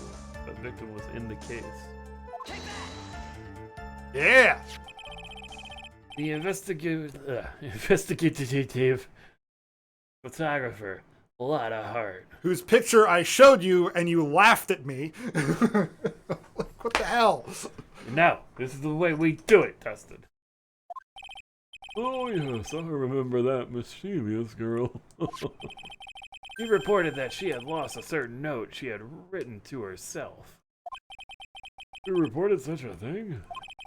On that piece of paper, she had written down some of her outrageous impressions about the relationship between the victim and Miss Andrews.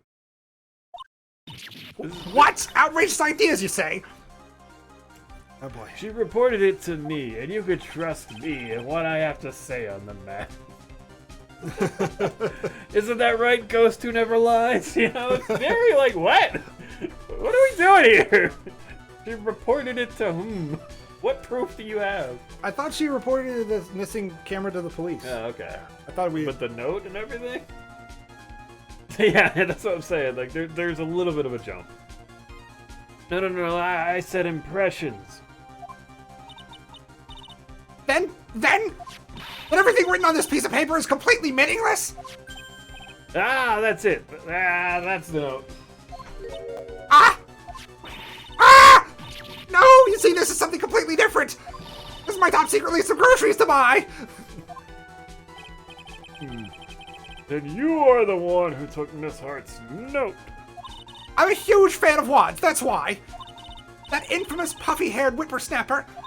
She's working with that evil On-Guard. She said so herself. On-Guard, I'm his sidekick.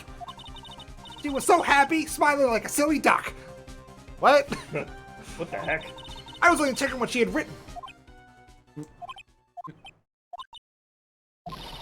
Edgy Boo, you believe me, don't you? Ugh.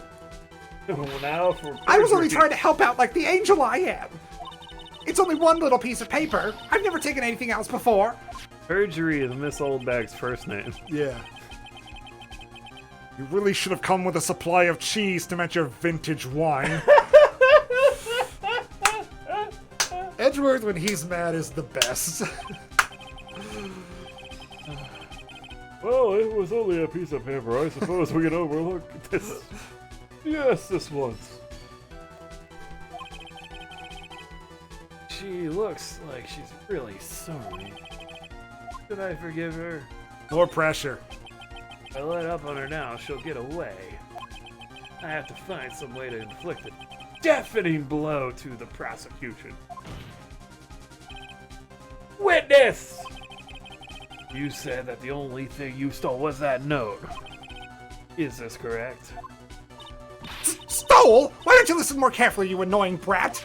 I saved this piece of paper from the terrible, lonely trash can, that's all. You're lying, damn it! And I can prove it! Are you putting my credibility under scrutiny again?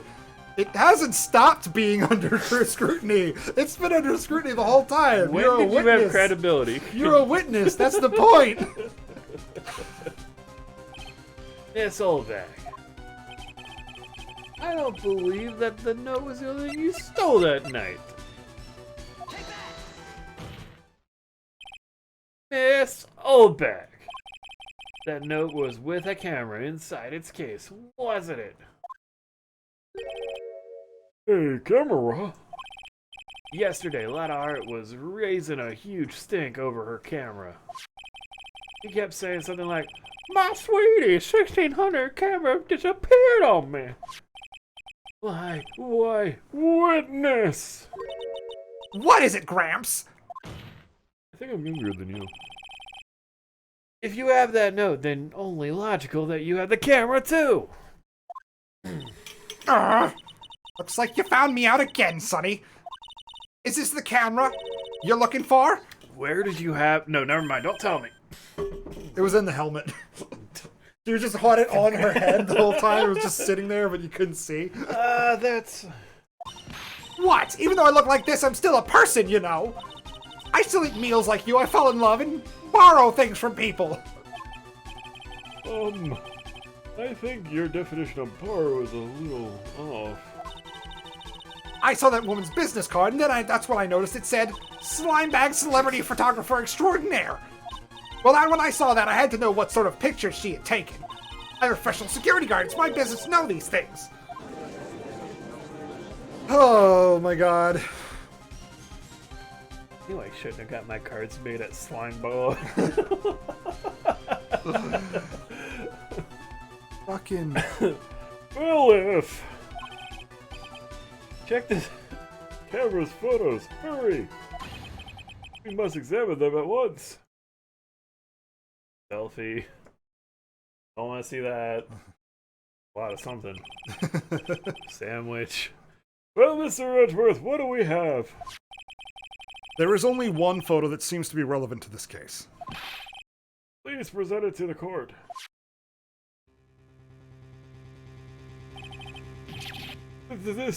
This is the Nickel Samurai!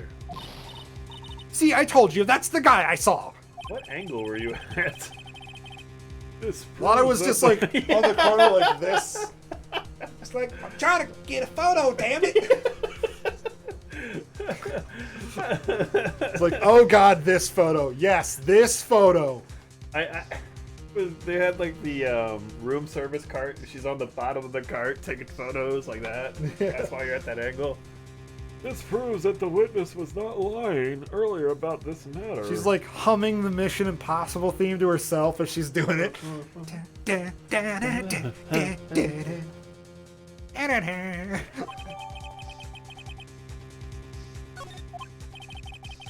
What does this all mean, Mr. Edgeworth?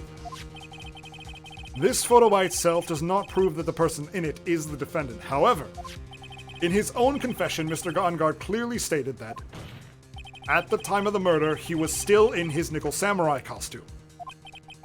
If that's the case, then this Nickel Samurai is... the defendant. Have you ever heard of cosplay, Edgeworth? How did it come to this? I think this brings us to the end. We have examined every piece of evidence thoroughly. Final comments, Mr. Wright? The court will consider them before we close. Bing! That's a good idea. Do you agree that this photo is decisive evidence against your client? If this photo is really decisive, then we're done for. But if I raise an objection here and blow it, then I would put Maya's life in jeopardy. Forgot about it. I can't make a mistake here. There's only one road out of this mess.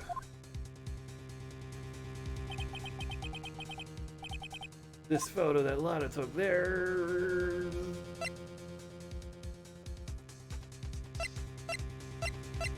Something strange with it.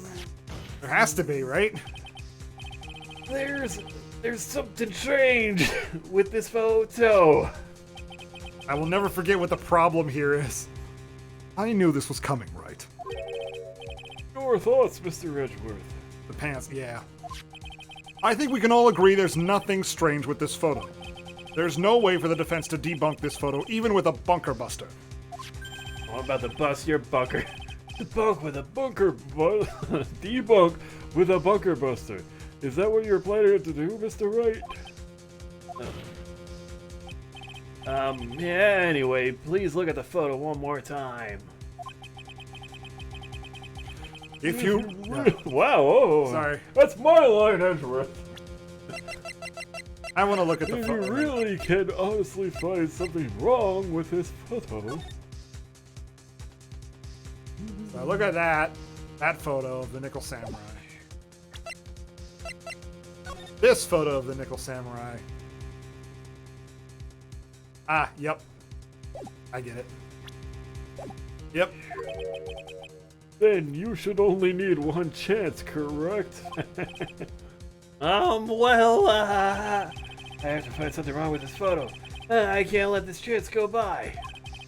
Where in the heck did she take this photo from anyway? A lot of focus. Why can't she take a good shot, especially when it counts? Now then, let's hear your objection. What about this photo is wrong? Pants. I would like to direct the court's attention to this one area right here. What are you pointing to? His ankles? If you could see this person's ankles, that would be one thing. However, you can't. And what does that mean? The costume person in this photo could not have been Mr. Ungard. Love the Steel Samurai theme reprisal in the background. What is the meaning of this?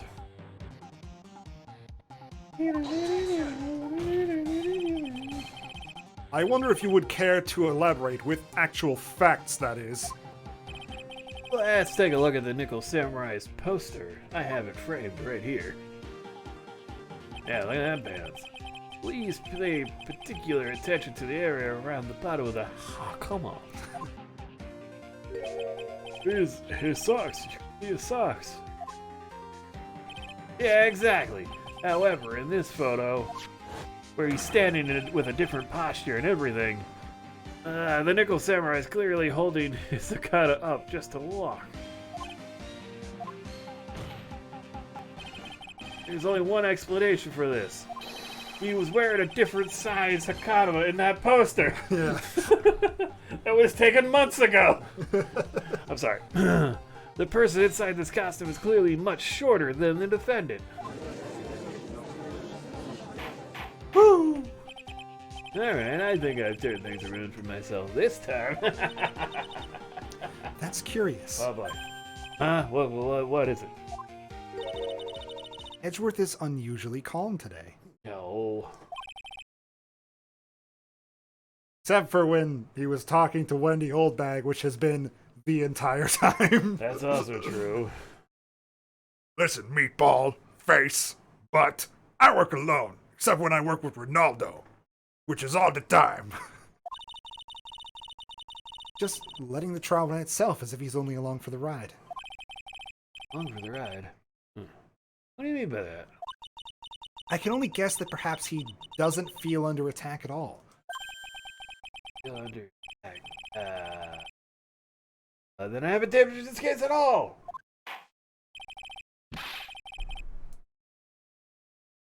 Mr. Ridgeworth, where does this leave us? Just reading Tatenga's comment. Oh yeah? Well, you need me to tell you well Porducci is. And well, he is that he is in Istanbul. Istanbul, of course.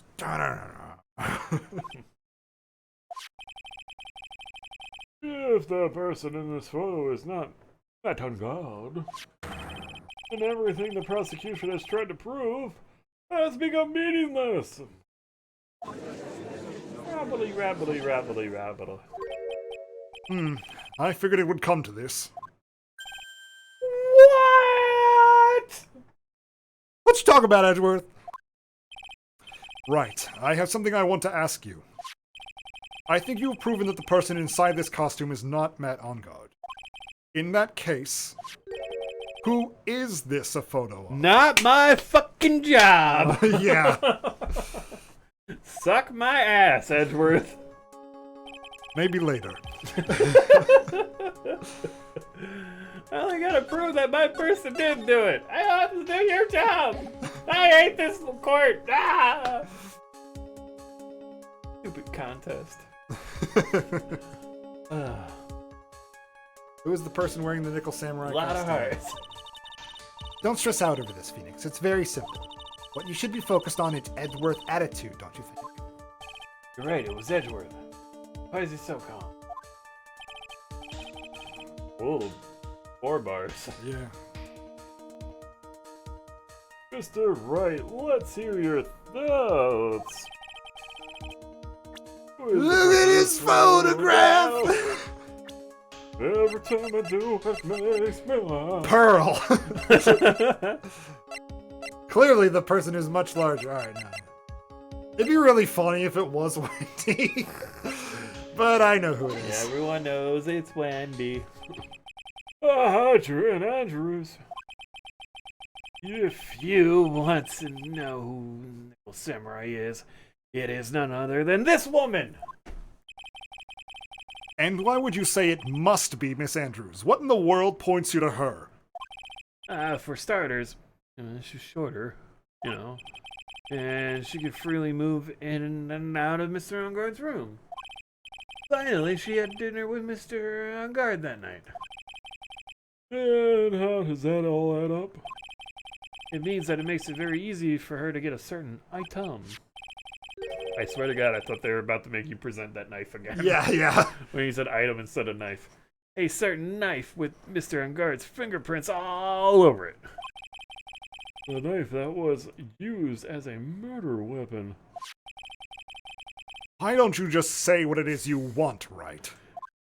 But I can't. They'll never understand our love. I have to do this now. This is my last chance to turn things around. Let's move to indict Miss Adrian Andrews in the murder of Juan Corrida. It was Miss Andrews who tried to frame the defendant for the crime. Rabbly, rabbly, rabbly, rabbly, rabbly. Order! Order! It looks like this trial has hit a most unexpected development. Mr. Edgeworth. Yes, Your Honor. This court is issuing a subpoena for Miss Adrian Andrews. A verdict cannot be passed without first hearing her testimony. Alright, this is it. Yeah. This is kind of bad for us. Why's that? Huh? What do you mean? If Adrian Andrews is summoned to court as a witness, it means that the trial would go on for another day. One more day. Hey! I don't get a verdict today, then my, Now then, we shall set Miss Andrews' testimony for tomorrow. What am I supposed to do? The judge is about to adjourn the court. You'll find for yourself. I guess we gotta raise an objection. Oh then. Please bang my gavel again. Oh, what? Please, Your Honor, continue the trial. You must pass a verdict today. I can't do that. Well then, we're fucked. We cannot hear Miss Andrews. I abhor wasting such valuable time. Edgeworth, what does abhor mean? Your Honor, I request that you please continue with today's trial. But we cannot continue due to this unexpected development. Unexpected development? I think you underestimate me, Your Honor. What do you mean by that? That Mr. Phoenix Wright would slave his way to subpoenaing Miss Adrian Andrews is all happening according to plan, even if Wright was a bit slow to catch on. What?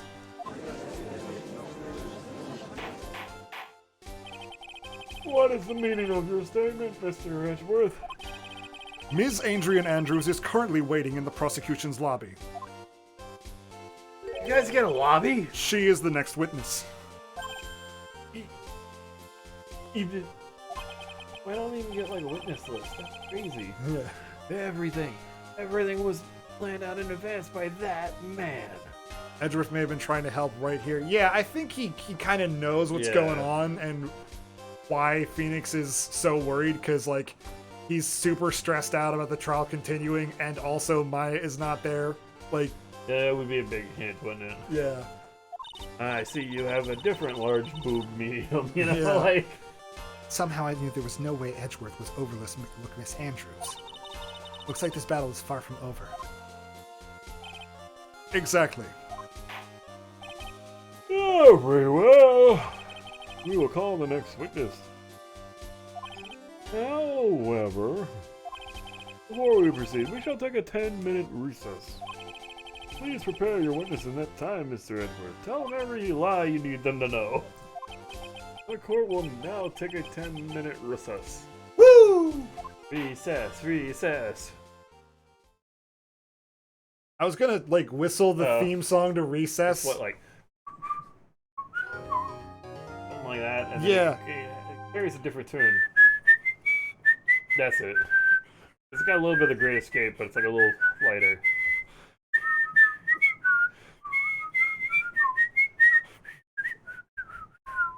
Yeah, it's like that. Yeah. I did not expect to remember it so completely. Yeah, that's pretty good. My brain's just like, oh, how does that go? I remember I got paid $10 to take like 6 kids to that movie. I liked that movie. James Woods was the villain. He was good. Yes, he was. It's like they were asked, like his whole plan, like for anyone who's not familiar with the Recess School's Out movie. Yeah. His whole plan was to change the weather by using a tractor beam on the moon to change the title and make it colder in America so that kids wouldn't go outside and play, and the test averages for America would go up in the national rankings because they'd have to sit inside and study. That was the evil plan.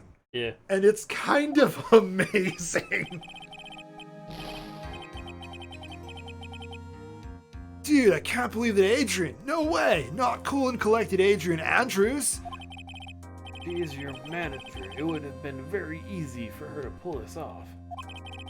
The only person who had easy access to the knife you used at dinner was, well, her. So after the ceremony during the break, huh? I was sleeping like a log the entire time. See, this drawing I did. She could have easily planted that blood-covered button in your condom. Because she was the one that came to wake me up. Then, dude, you're saying it really was her? Yes, she is the real killer. She was the one who murdered Juan Carita. But why? I thought she was buds with Juan. She has her own agenda. Own agenda? What are you talking about? Like the notebook that she keeps next to the regular agenda notebook? She was holding it in her hand. Yeah. I'm sure you'll see by the time this trial's over. It'll be alright. I'll get you acquitted by the end of today. Give me a verdict that's refreshing like a spring breeze. Okay, Mr. Lawyer did. What the fuck is that? Like something I heard. Brought to you by Carl's Jr. What? Phoenix. Well, she looks like she's in a Carl's Jr. commercial. Yeah. You think her motive is related to Celeste Impax's missing suicide note, right? Yes. Miss Andrews depended on Miss Impax as her strength and her reason to live. I love that photo so much. It makes me giggle. Stupid. But then Miss Impax suddenly killed herself. Sounds like she left a suicide note and the person thought to have hidden it Is Juan Carita the victim of this murder? And that's why I think Miss Andrews got close to Miss Rita. Well, to get the suicide note. It sounds plausible, but one thing bothers me. What? Who was it that first told us about their relationship? Better stated, Miss Andrews' dependency issues with regards to Miss Impacts. Was Edgeworth? It looks like he's still the one in command of this ship. Don't let your guard down yet. Edgeworth, the shipping master. Oh yeah, I ship with Edgeworth, all right.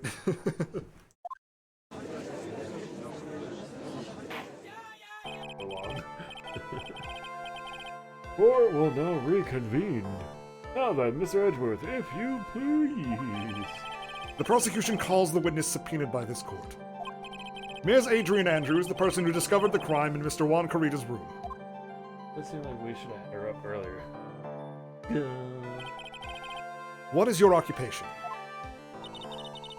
I am the manager of the defendant in this case, Mr. Matt Ongard. I see. Now then. Before we begin, Your Honor, I have one request. Yes, sure. What is it? I'm sure everyone in this room is wondering the same thing, and would love to find out more about my relationship with the victim. After all, it was the topic of a certain weekly magazine recently. No, I have no idea what you mean. I've never even heard of, Gossipland. The judge was ever a prosecution witness. He did all my work for me. Anyway, I was wondering if you could please tell us about your relation to the victim. Yes, I was seeing Mr. Carita. I was also aware of the rivalry that existed between Matt and Juan. But this was a private matter between Juan and myself. Yeah, the dude's dead and this is a trial about his murder. Just fucking spill it. Yeah. Hey look, Dustin, it's that amiibo that I had kick your proverbial ass Saturday night. I don't have a proverbial ass. It kicked my regular ass. Very is Samus. Yeah. Blows my mind when I first noticed that. So it was a fry and bait matter? Or was that a bait and fry? Reminds me of fishing. But I tied an onion to my belt as a son at the time. but I didn't kill him. No one is accusing you of that. I am! Over here! Me, Phoenix Wright, is accusing you of that! You killed him, you bitch! That's what he... That would be amazing text. Yeah. I think there's someone who would beg to differ. Oh, I think we all understand your relationship with the victim now, Miss Ant. We do? They were seeing each other. You know, like... looking at each other. Oh shit, that shell card. Yeah, the shell card. God damn it. I gets her a discount for gasoline. That shell card bush should have a middle finger on it with how frequently she like flips it over and just like, fucking I know this is coming. Very well then. Witness, please testify to the court about what happened when you discovered the murder that had taken place. Oh yeah, guys, this is my friend Song. She's a huge AA fan. Hey, Song! Hey, Song! Nice to see you. Nice to meet you. I hope you enjoy our silly voices and baseless conjecture.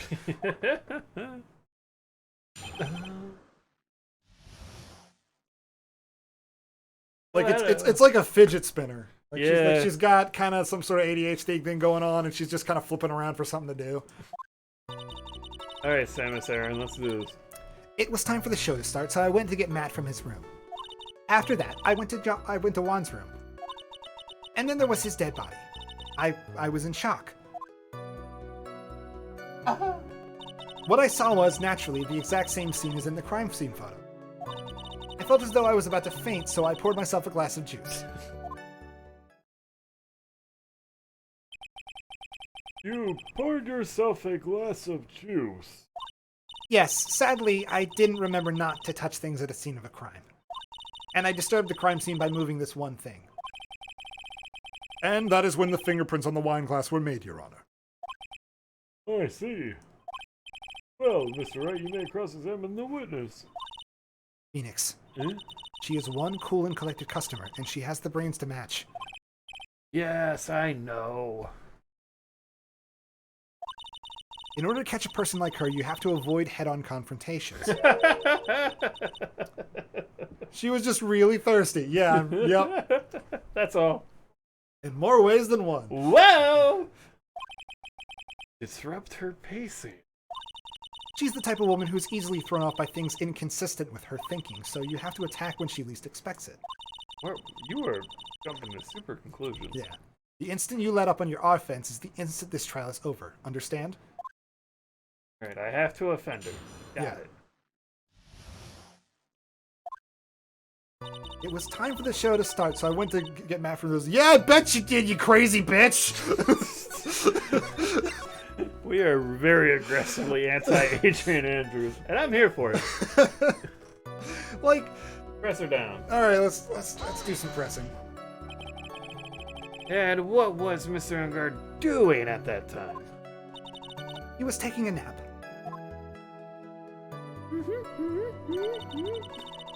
He was worn out from his many performances as the Nickel Samurai during the ceremony. Are you going to use the Lana voice for her at this point? No. I've retired the Lana voice. I don't know all that. We got a lot of Figure Sprite games We do. We do got a lot of Ace Attorney to go. I appreciate that correction. Yeah. Then I guess you could say it could have been taken out of his room. Yes? Excuse me. What do you... Right, I thought years of school would have taught you how to construct a sentence. If you can't make a sensible sentence with a subject, then I'll make one for you. Watch. Did you, Miss Andrews, remove Mr. Ungard's knife from his room? No. Subject, verb, object, right? Did you skip basic grammar? The witness may continue. Drops the mic. Yeah. What an asshole. I love him.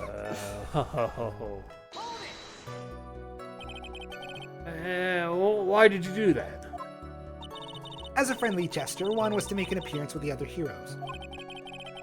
So the show was supposed to be a show of friendship? Eh. Is that the only reason? I beg your pardon. What are you implying? You had a certain goal in mind when you started to get close to him, correct? So perhaps you had more personal matter to discuss with the victim. Sorry, but I didn't have any such intentions in mind at that time. Can't get her to talk without a strong piece of evidence, I guess. May we continue now? Witness, what did you see when you got to his room? I've gotta find out where to press and where. We'll just press every statement. That's what I always say. Yep. You were in shock. What? Was I not supposed to be? Miss Andrews is a very calculating person. Despite how close they were, I doubt she had a romantic feelings for Mr. Kurita. Anyone randomly stumbling upon a dead body would be in shock. And you can't seriously expect that a young beauty like her would not be shocked. Hey, easy there, Edgeworth. Somehow, I don't think beauty has anything to do with being shocked or not. She would mess up her hair. Come on, Wright, think. You know how long it takes us to do our hair? This is the photo you're referring to, correct? Yes, the one with the knife lodged in his chest. And the guitar case was like this, too. Yes, it was open and empty, of course. And then what did you do next, witness?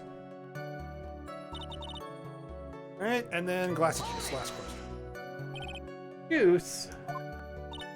Yes, there was a bottle of tomato juice on the table, so I helped myself. But you didn't drink any of it, did you? Huh? There were no lip marks left on this wine glass to suggest that anyone drank from it.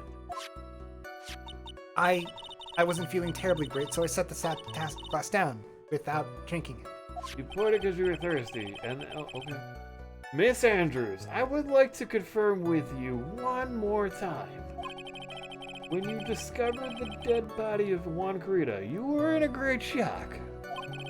And that's when you poured yourself a glass of juice, correct? And what of it? My mind really was a complete blank at the time. Mine was a complete blank. I didn't think that was possible for you. Aren't you rude today? I'm rude every day. I was so dazed that I made one careless mistake, that one thing. What one thing? Never mind. It's no big deal. It is a big deal. Oh, what you starting to say just now? Press further.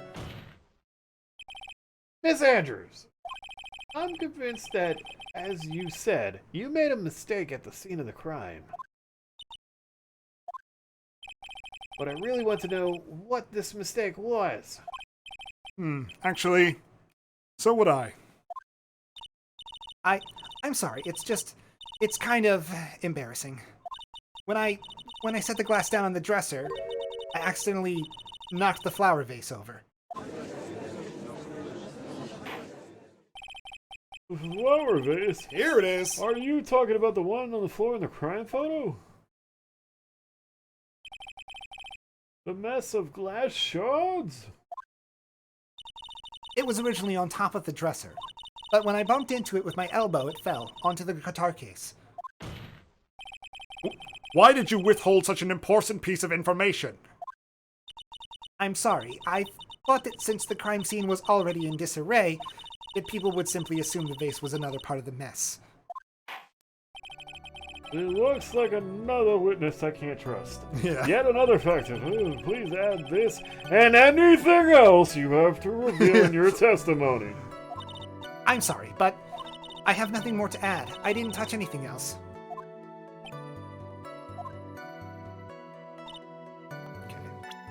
Hey, with it. Alright, here's the thing. That guitar case. Got it. You testified that you knocked the flower vase over. Is this correct? Yes. And are you sure it fell into the guitar case? Is there some problem with what I said? It's not some problem. It's a major problem. It's true that the top of the guitar case was wet with water. However, that's exactly what is so strange. Miss Andrews, you testified that the vase fell onto the guitar case. However, if that was true, the case should have gotten wet on the inside, not the outside. Sorry, had to mute to focus on Hades' secret boss. He's an effort. I still haven't beat Hades. I got to his second phase, but oof. Good luck, Satanga. That's very true. I'm on like 30 runs. I'm embarrassed about it. Game's hard, man. I look forward to playing it someday. When they finish it. Yeah. Furthermore, there is one other strange thing about this guitar case. What is that? Let's take another look at the crime scene photo. The remains of the vase are scattered on the floor. And what is wrong with that? If the guitar case was open when the vase fell,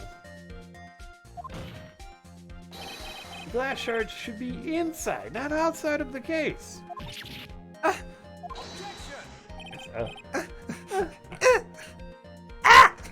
No, bring it down. There you go. What is your point, Wright? That the case was closed at the time the vase was knocked over. Is that all? No, think back to what Miss Andrews testified to. He said that, other than the vase, he didn't touch anything else. Yes, that's right. She did implicitly say she didn't touch the guitar case, but she'd already proved she lied once. But this whole matter with the guitar case is a dead end.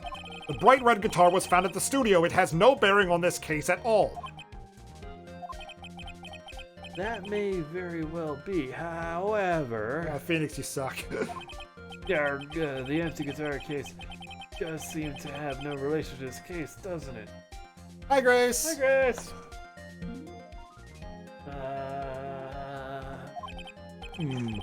It seems that there is no deeper meaning to the guitar case. Well, Mr. Wright, Do you think we need to hear more details about the guitar case? Yep. Sorry. I know, Grace. You are a young child under the age of 15, so you have to like it or they will throw you off the planet. They will be like, what? A Zoomer doesn't like this game that everyone likes on the TikTok? And then they launch you to space. Yeah. No, there's nothing wrong with it. I will say that there's nothing wrong with people liking it. I just personally find it to be very boring. Anyway, and even worse to stream or watch. I believe this is a crucial piece of the puzzle. I can't believe anyone would reach for straws like this, but it is you. I can't believe I'm doing this either. Alright, I'll follow along for now. Miss Andrews, please testify to the court about the guitar case. Yes, Your Honor. Yeah, most of my friends don't like it, but like I said, I get the appeal of playing a game like One Night Werewolf. I get it. It's just like I don't get watching other people play it. Like if you're not in the fray with your friends, this doesn't seem like a fun game. Yeah. I don't remember too clearly because I was a bit dazed. I suppose I must have opened the guitar case after I knocked the vase over. It would be nice. It's not a big deal though, right? The case was empty after all. As for why I opened the case, even I don't know. That's really fucking weird. Andrews does got... Yeah, I'm a cranky old man. I'm sorry. Song, if your friends like it, like I said, it's fine. It's fine. People, enjoy your games. Yeah. Just let me be a grumpy old man on my porch sometimes, Yeah, you know? the two of us are grumpy old men about stuff like Five Nights at Freddy's and stuff. I've tried Five Nights. I've tried 2 different versions of it. It was very fine. It's a game that I can enjoy for about 30 minutes, and then I'm personally good. Yeah. Like, there's not much to it for me to keep playing. Yeah. But we don't chase, we don't chase, like, certain trends or anything. Like, I did, like, Fall Guys, and we did do a certain streams of it when I had a PlayStation. Yeah. Fall Guys was fun. But it was fun. I liked it, so I kept playing it. Like, we will never, on our streams, play stuff we don't like. I mean, we're playing this game from the mid-2000s. Should be point enough to, like, we do what we want. Yeah. Fun times. We will be playing some new games next month, you know? Yeah. There's, like, Pikmin coming. I have the Xbox Series X coming, so... But, yeah. All right. It is what it is. It looks like this really wasn't a very important point. This wastefulness is such a familiar feeling right now that it's almost comforting. Anyway, I'll just go ahead and start the cross-examination. You play games you like Final Fantasy VII Remake and Kingdom Hearts 3? Michael? We also play games we want to like. Michael? I know where you live. I can come up there, take off my glove that I will wear just for that day, smack you in the face and demand satisfaction. How dare you, sir? How dare you? I did really want to like Remake. I did. I didn't like it, but I did want to like it. Yeah. Yeah, that's fair. Glove slap, baby. That's like season 11 Simpsons. Wow. Using any way to change the topic. A convenient escape for a weak man. I need to get personal, Edgeworth. Gosh. Alright, so let's just look at this real quick. Do you know what to do, Internet? We'll just, press... Oh, you love it, Edgeworth. this. Was it really empty? Huh? I was just wondering if maybe when you opened the case, the guitar was still inside. No, that's not it. How long have you been a lawyer, Mr. Wright? Have a little professionalism. The bright red guitar was found at the studio. These trials will be over in half the time if you just pay attention. Yes, we need more attention, Mr. Wright. Sorry, Yeah, this is weird.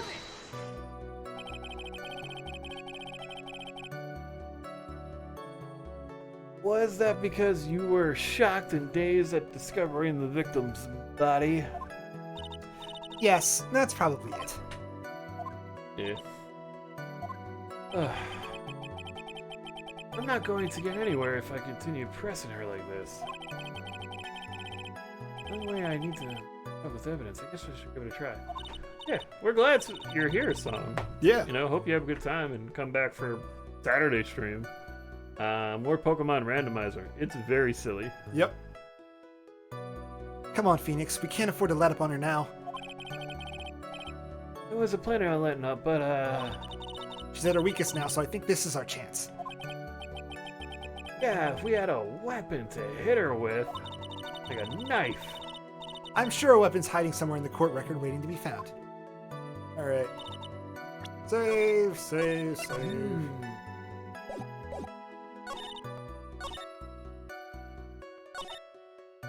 I think it's here. I think I gotta, like, point out the missing suicide note. Really? It seems early for that. I'm gonna try it. Go for it. Yeah, you're right. Okay. Save's coming. Yeah, I feel like you're jumping the gun a little bit there. Yeah.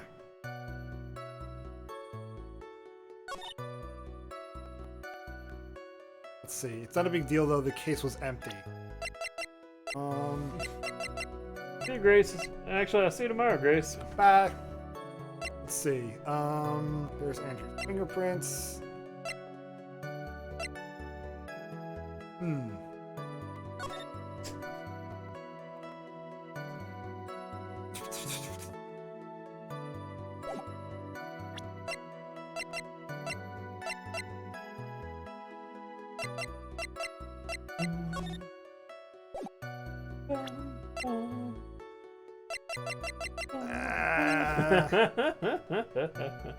Oh! Huh? It doesn't have her fingerprints on it. It has Juan's fingerprints on it. Yeah, there we go. Good job. There is no way you were the one who opened the guitar case. Why would you say that? It's elementary, my dear. I've always wanted to say that. Because the only fingerprints on this guitar case are those of the victim. Yeah, real quick, Song. If you want to watch any of our archive streams, they are linked down at the bottom, our YouTube page. So please like and subscribe and see what you find. Sonicals you like for life. Yeah, he's doing a series called The Sonicals, where he's going through every Sonic game like an absolute madman. Hey, I'm 1.5 done. Yeah. All right. Sonicals, 100 years, Morty. 100 years. Sonic the Hedgehog is adventures. Morty. Thank you. Whoa, what is it, Miss Andrews? You shouldn't assume that I must have left prints just because I touched the case. What do you mean? What if I were to tell you that I was wearing gloves at the time? I was in this Nickel Samurai's costume. Oh my. That would be so funny. Gloves? But why would you be wearing gloves at the time? It was the night of the award ceremony, so of course I dressed up for the occasion. Yes, now I remember. I'm almost sure I was wearing a pair of thin gloves. I see. Almost sure. Well, Mr. Wright, it seems the witness was wearing gloves at the scene of the crime. That's strange, because her fingerprints are all over another thing. You were wearing gloves? Isn't that a little strange? Why is that strange? Do you have something that would prove I was not wearing gloves at the time? Yes, you dummy. I have your proof right here. This wine glass. The wine glass? You left your fingerprints very clearly on this wine glass. Ugh. Even if you took your gloves off when you poured yourself this glass of juice, wouldn't you think it was just a little strange that you would put your gloves back on just to open the guitar case? Oh my god! Whoa, where are they coming from? Shush. That's my alarm telling me I need to pack my lunch and go to bed, but I'm not working in the morning today. UGN, I've never heard of that channel. I don't know, one of those? Yeah. Order! Order! Order! Looks like you hit the nail on the head this time. What do you mean? I believe that guitar case plays a very important role here. But it's just an empty guitar case. He has an infinite supply of glasses packed somewhere into that tight bodysuit of hers. That's unpleasant. They're just like, she's just lined with glasses all over here. She pulls them like through there, and so if anyone bumps into her, just glass shards just go Oh no. She should spend more on one good pair of glasses instead of buying a bunch of exploding ones. You've had a tearaway pants. Try tearaway glasses.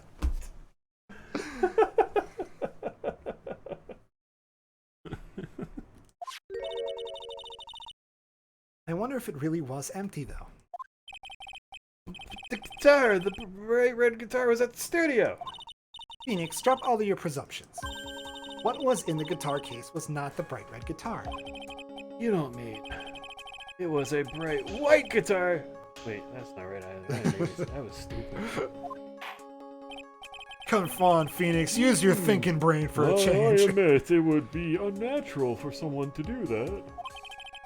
So the witness was not wearing gloves despite the fact that, on the case...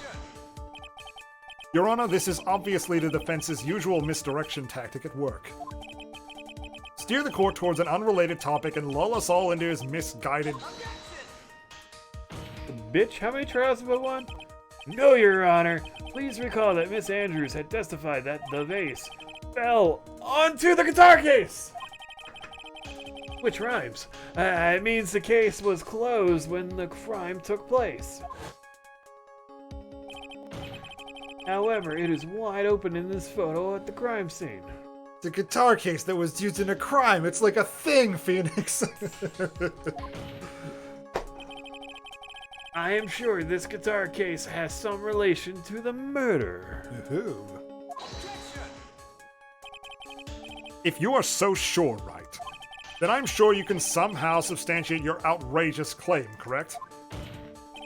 Please, enlighten us as to why that guitar case has anything at all to do with this murder. It's 2 feet away from him. Can you do that, Mr. Wright? Well, let's suppose for a second that the bright red guitar was not the only thing that could have been in the case. The bright red guitar not being the only thing. You don't mean to suggest that a bright black guitar? Oh my! So you intend to push your theory that the case was not empty? Is that it, Wright? I wouldn't say something that I didn't intend to prove. Deflate that head of yours. You haven't proven anything yet. Now then, let's have it. What was inside this case at the time of the murder? Edgeworth, you think you could scare me with a 1-bar penalty? I eat 1-bar penalties for breakfast. Come on. The wine glass.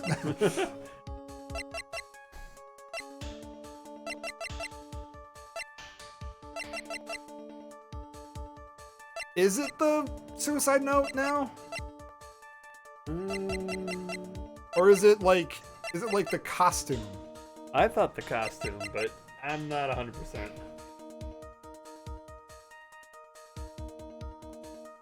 I think this, right? Mm-hmm. Yeah. This is a photograph. Yes, but what is important is what is in that picture, Your Honor. In this picture... It doesn't take a genius to see what I mean. What I'm proposing is... Inside the guitar case was the Nickel Samurai, the hero's very own costume. What? Oh boy. Mr. Wright, explain yourself. Right, are you saying that the witness opened the guitar case to take out a costume? What insane point would there be to doing something like that? Framing murder, you moron. That insane point would be to wear the costume, of course.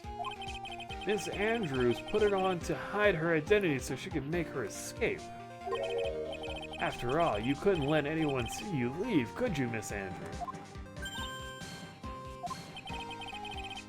I refuse to accept your theory. You have anything to support such a preposterous idea? Just outside this door was an investigative... I cannot say that word tonight. Investigative photographer. Photographer! Who was starving for a big scoop. Of ice cream? I tell you, I'm starving for a big scoop right about now. And in the end, she managed to get this shot, correct? You mean this photo? Look at this photograph, Oh,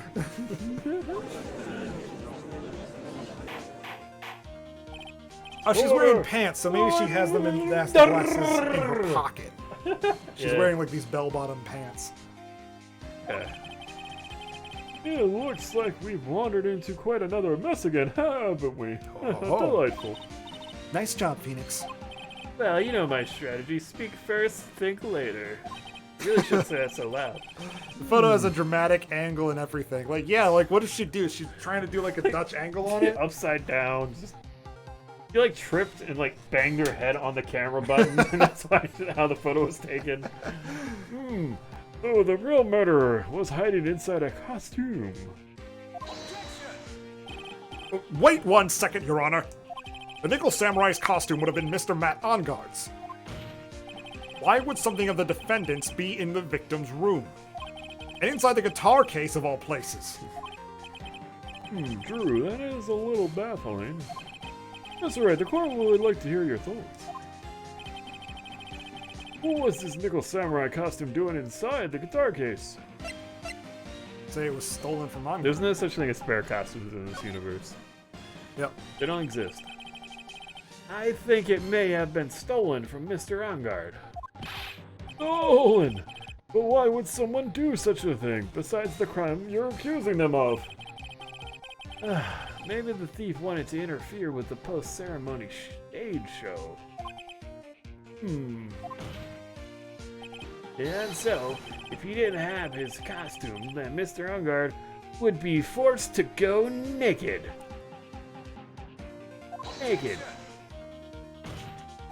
Maybe you should be stripped naked and run out for making a mockery of this court.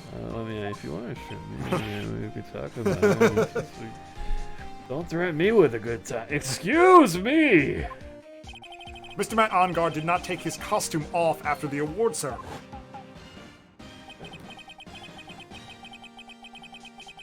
Yeah. He even testified that he took a nap while still wearing the costume. I'm rooting for them, Song. I'm rooting for those two. Is this not correct? Jet? Yeah, he did say something like that, didn't he? That's what I thought. Boo! I'll just keep this one. Analyzed! I don't feel like going through all this again. We'll just keep that one. Alright, you gonna save it? Yeah. Feels bad saving after a lose. Bear costume. Mr. Onguard did not take his costume off during the break period. In that case, the costume we are talking about was a spare one. What? Yeah, they run a show. They have more than one costume. Then, are you saying that on the night of the murder, there were 2 Nickel Samurai costumes at the Gatewater Hotel? Yes, that is what I am saying. And how do you explain the costume that was inside the guitar case? It would mean that the victim himself had brought this spare to the ceremony on purpose. But why? The victim, Mr. Korira, was the German ninja. Why would he secretly bring the Nickel Samurai spare costume with him? From a different studio. What could be the reason behind such a peculiar act? And therein lies the sticking point. What are you mumbling to yourself about now? Have you just been rambling all this time without any sense of inner monologue?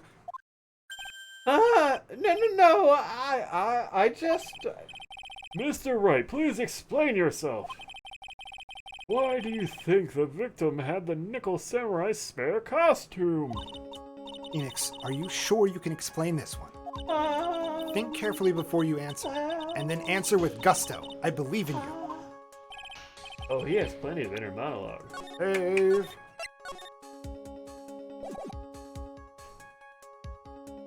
Alright, this is what I think. The reason the victim brought the Nickel Samurai spare costume to the hotel was... What is this? On the night of the murder, after the stage show, the Nickel Samurai was going to hold a special press conference. Press conference? Yes, the Nickel Samurai was supposed to confess something at this conference. I heard about this as well. For once, you're not making something up, right? Ha! But what struck me as strange was that Mr. Ungard himself said he had no idea he was supposed to be holding a press conference that night. But how can that be? The way I see it, that can mean only one thing. The conference was a setup. By none other than the victim, Mr. Juan Carita himself. The victim? Yes. The spare Nickel Samurai costume was prepared for that very conference. Mr. Carita was going to hold the press conference as the Nickel Samurai. No one can distinguish their voices, apparently. Yeah, He was going to dress up as the Nickel Samurai and hold a conference? But why would the victim do such a thing? That's something I don't quite know yet. However, what I am concerned with right now is what he intended to reveal at that conference. oh boy. What do we got? The Nickel Samurai was going to confess something. And by confess, I'd wager he was going to reveal something about himself. Which means that Juan Carita posing as the Nickel Samurai was going to speak about Matt Ungard. Why, thank you, Song. I appreciate that. You're very sweet. Yeah. Yes, I guess that is what it would mean. But if that's the case, that's not a confession, that's public disclosure.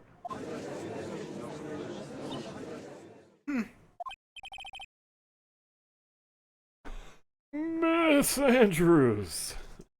I like giving him a little bit of that. I can see why you are pros at what you do. Pardon me? Yes, just as you say, the press conference was set up by Juan. Miss Andrews, please offer us an explanation for this. You should do the Lana voice for her at least once to convey how much contempt you have for that character. Next Adrian line. You'll hit her with it. I was the one he asked to help set it up. And the person who prepared the second costume for him, that was also me.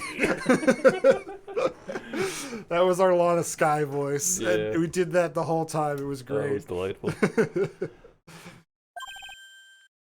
You!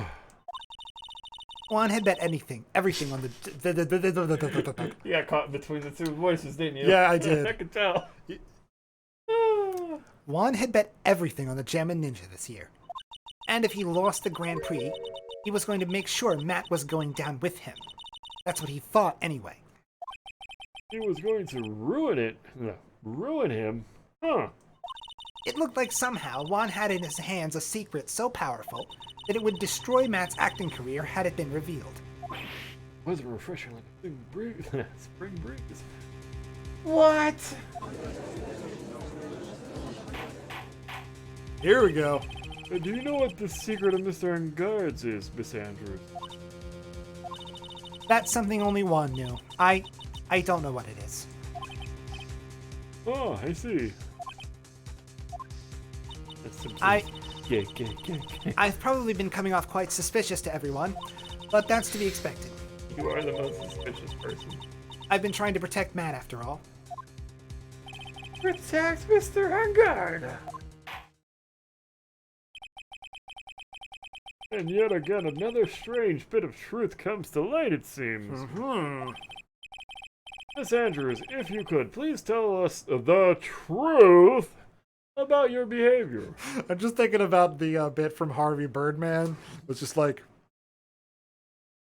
witness, I would like to remind you that you swore today on a Bible to tell the whole truth and nothing but the truth. So tell us, and God, the truth. He'd like to know. I just freaking love that bit. We're going to get to that game eventually. Oh, man. It's on our future Ace Attorney list. I'm trying to decide if I want to do the Volturo voice for anybody in the future. We'll see. Yeah, that show was so freaking good. We're big fans as well. Yes, Your Honor. I understand. Testimony yet again. Let me back up a little bit, lean back, and just fix my posture a bit. From the moment I saw the crime scene, I had a feeling that Matt was the murderer. Matt had to kill Juan no matter what. And he didn't have an alibi for what he was doing at the time of the murder. My thoughts were confirmed by the evidence, of course, the button and the knife. But I'm Matt's manager, so I felt that I had to protect him. That does account for everything. Well, I am the logical type. Finally seeing her true self. She's more nervous than a scared rabbit. If the defense can find no fault with this testimony, I'm ready to make a ruling. Please keep in mind as you cross-examine Mr. Wright. Looks like somehow everything has swung to the opposite end of the scale again. That just means I have to put my weight into this and turn her logic upside down. All right. Get ready to feel the power of attorney.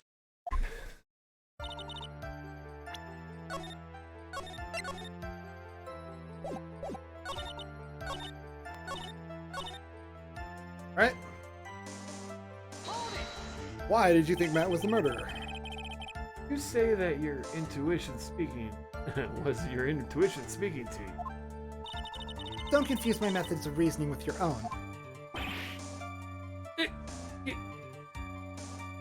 Make her smash all their glasses. I would love... That'd be great. It's like... They won't stay on!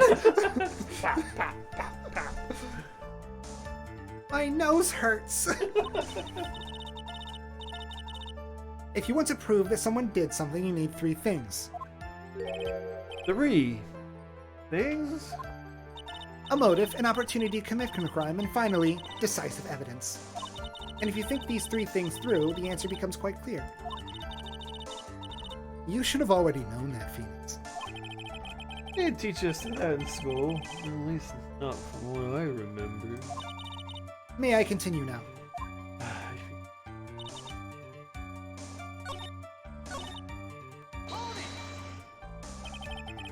So, you would say this need came from the press conference? Make her smash all the... Hades comment, Dusa is my waifu. Dusa is a character in Hades. She's a floating Gorgon head that carries a feather duster in one of her snakes and dusts the whole house. She's adorable. Okay. I don't know. Yes. Do you know why Juan chose that event and that hotel for the conference? When he wrote it that way, I thought he was trying to do like a, get you to say Dusa so he could say something else, you know, to like force you into the trap, like, you know, what up, dog? Yeah, yeah. Don't know up, dog? You know, I thought that's what Dusa was at first. There needs to be a Dusa plushie. I would buy a Dusa plushie. That'd be great. I will look it up in a little bit. Because that was when he could cause the most damage to the public's beloved Matt Ongard.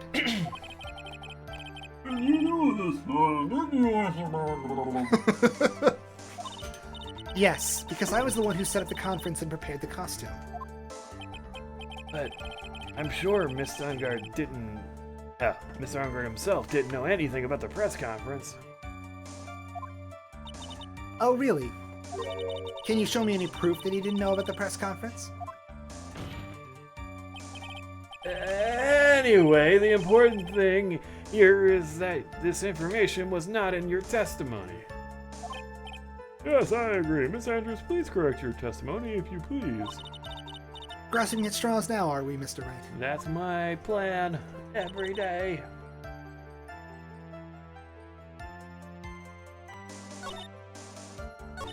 Let's do the alibi part.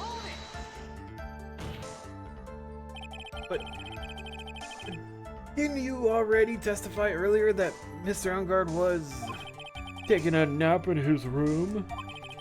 Are you telling me now that too was a lie so you could cover for Mr. Ungard? I'm not telling you anything of the sort. When I went to get him for the show, he honestly was sleeping. However, as to whether he was sleeping the entire time, that I cannot say. I was too busy setting up the stage at the time. I keep trying, but I can't find no flaws with what Miss Andrews has said. I can't say the same for some people in this courtroom, however. It's literally my job! The judge is glaring straight at me. He's glaring at you, smart guy. She could read my thoughts! Got that ESP, son.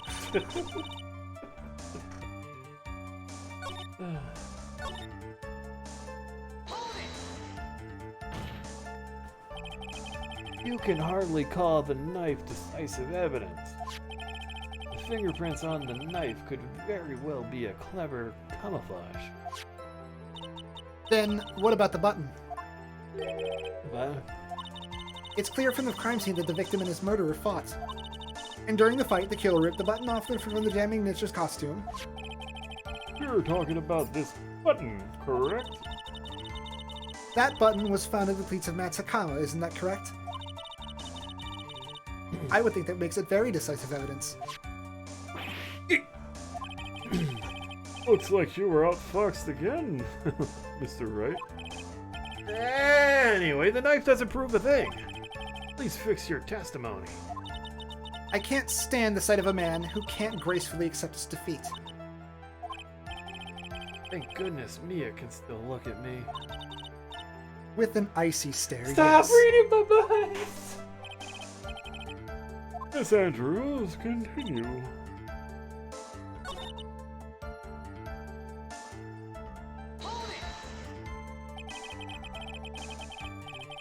But what you really did was stab the guy in the back, didn't you? And at the worst possible time. Get out of his head, Mia! Mia boobies judges you silently. They're not silent. There's nothing silent about those boobs. They're ridiculous. Who's to say she really stabbed the guy in the back, as you You're put it? right, she stabbed him in the chest. This witness could have disclosed things about Mr. Ungard at any time. Why? Then would she wait until there was a large audience before doing so? It's the same reason why Mr. Kurita planned such an elaborate conference. Miss Andrews wanted to cause Miss Ungard as much damage as she possibly could. This witness bears ill will towards the defendant. This isn't the Phoenix Wright Wax Philosophical Power Hour. We're playing that one next. And please stop slandering the witness. As I expected, Miss Andrews' testimony seems pretty solid. Really? Because to me it sounded a little wishy-washy. Wishy-washy? Well, I guess we'll see if I press a little more. You should know this by now, but you'll need strong, decisive evidence to make her talk. Got it, Chief! I'm going to pin you down this time.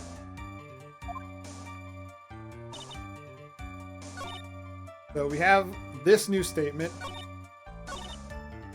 and the button part. They press all the new stuff. Yeah, just to get more info. Has Mr. Unguard done something to hurt or betray you personally? Why do you ask? I want to know.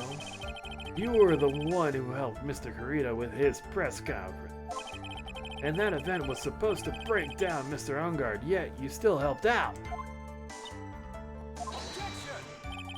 The person on trial right now is Mr. Unguard, right? What the witness was thinking, helping the victim with his plan, is none of our concern. In any case, this means that the defendant had a motive to kill. Why do I keep doing this to myself?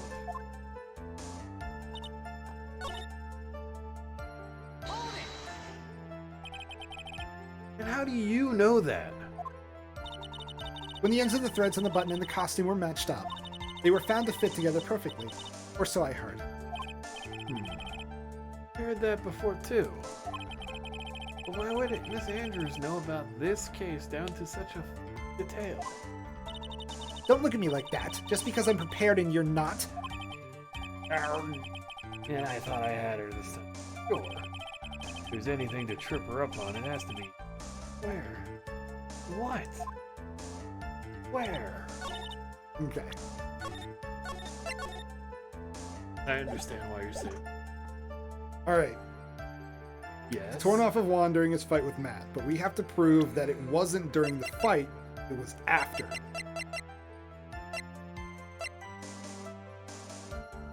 So we gotta show the crime photo. We gotta show the knife.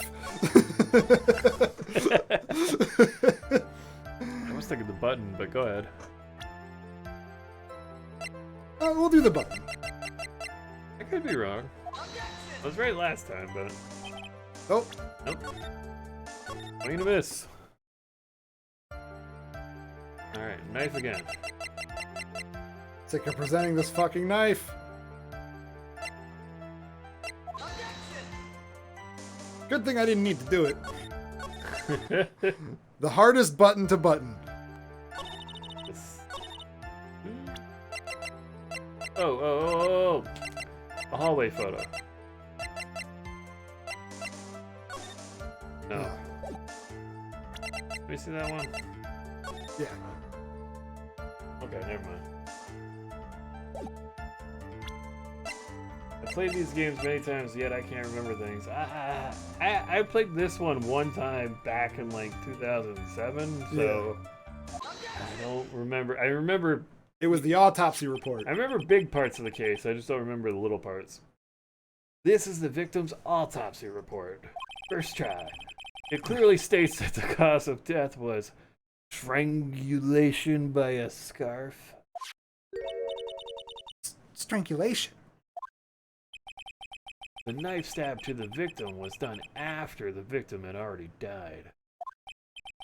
And what does that mean? Let's examine the evidence. This button has the victim's blood on it. I knew it was the button! Which would mean that it was ripped off of the costume. When? After the knife was stabbed into the victim. Exactly. Which means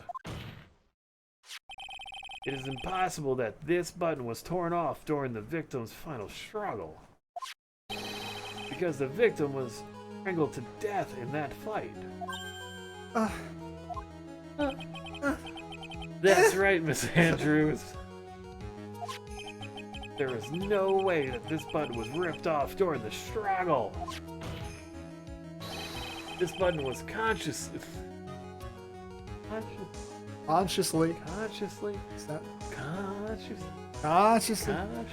pulled off the victim's already dead body. Rabble. Order, what is the matter? What is the meaning of this, Wright? So what if the button was torn off the body after the victim had already died? What does that change? Let me ask you one simple question, Mr. Edgeworth. Why was the button torn off? What purpose did that serve? What purpose? We now know this button was not torn off during the fight. So the murderer took the time and effort to purposely rip this from the victim's body. Oh ho ho ho. That would mean that the murderer had something in mind, wouldn't it? Mr. Wright, does this mean you know what the murderer wanted to do with this button? What was it? Saving, because this is a 2. I'm assuming it's pin the crime on guard. There is only one logical reason for doing something like that. It was to pin the crime on Mr. Unguard. There is no way anyone would put a bloody button in their own pants. That's right, Mr. Unguard was set up by the real killer, of course. And the real murderer is, well, Mr. Wright. Who in the world is the real killer then? Finally. I can't believe I managed to try all the way up to this point. Phoenix, you can't let your guard down yet. Not until the very end. Real killer, the person who planned to frame Mr. Unguard is Mr. Unguard.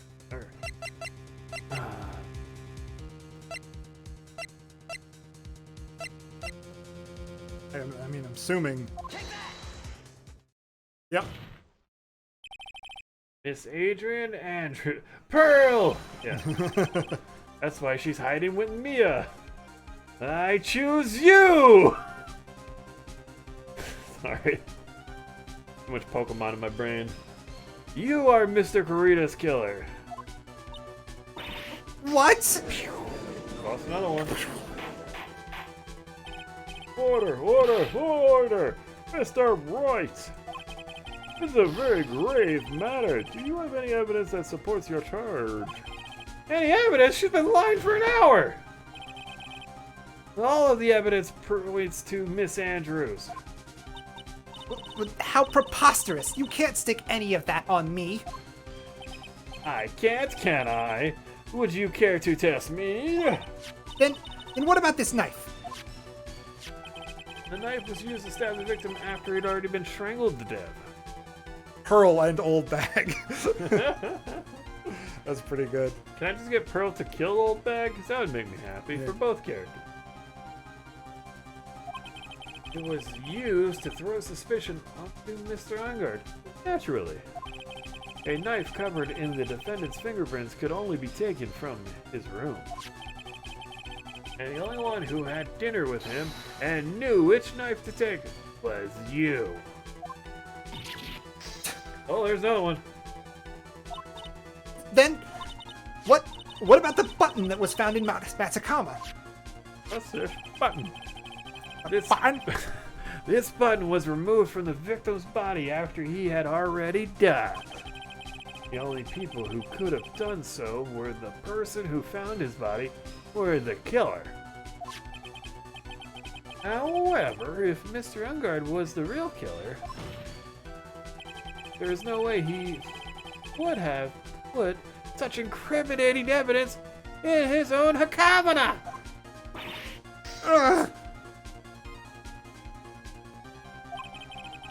The only person who could have put this button into Mr. Unguard's Hideki Kamiya is the person who went to wake him up from his nap, which is you, yet again, Miss Andrews. I see. What about the empty guitar case?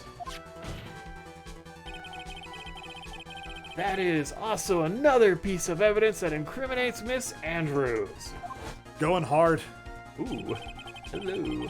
Nice and slow. She's putting it on. You don't know that. Yes, we do!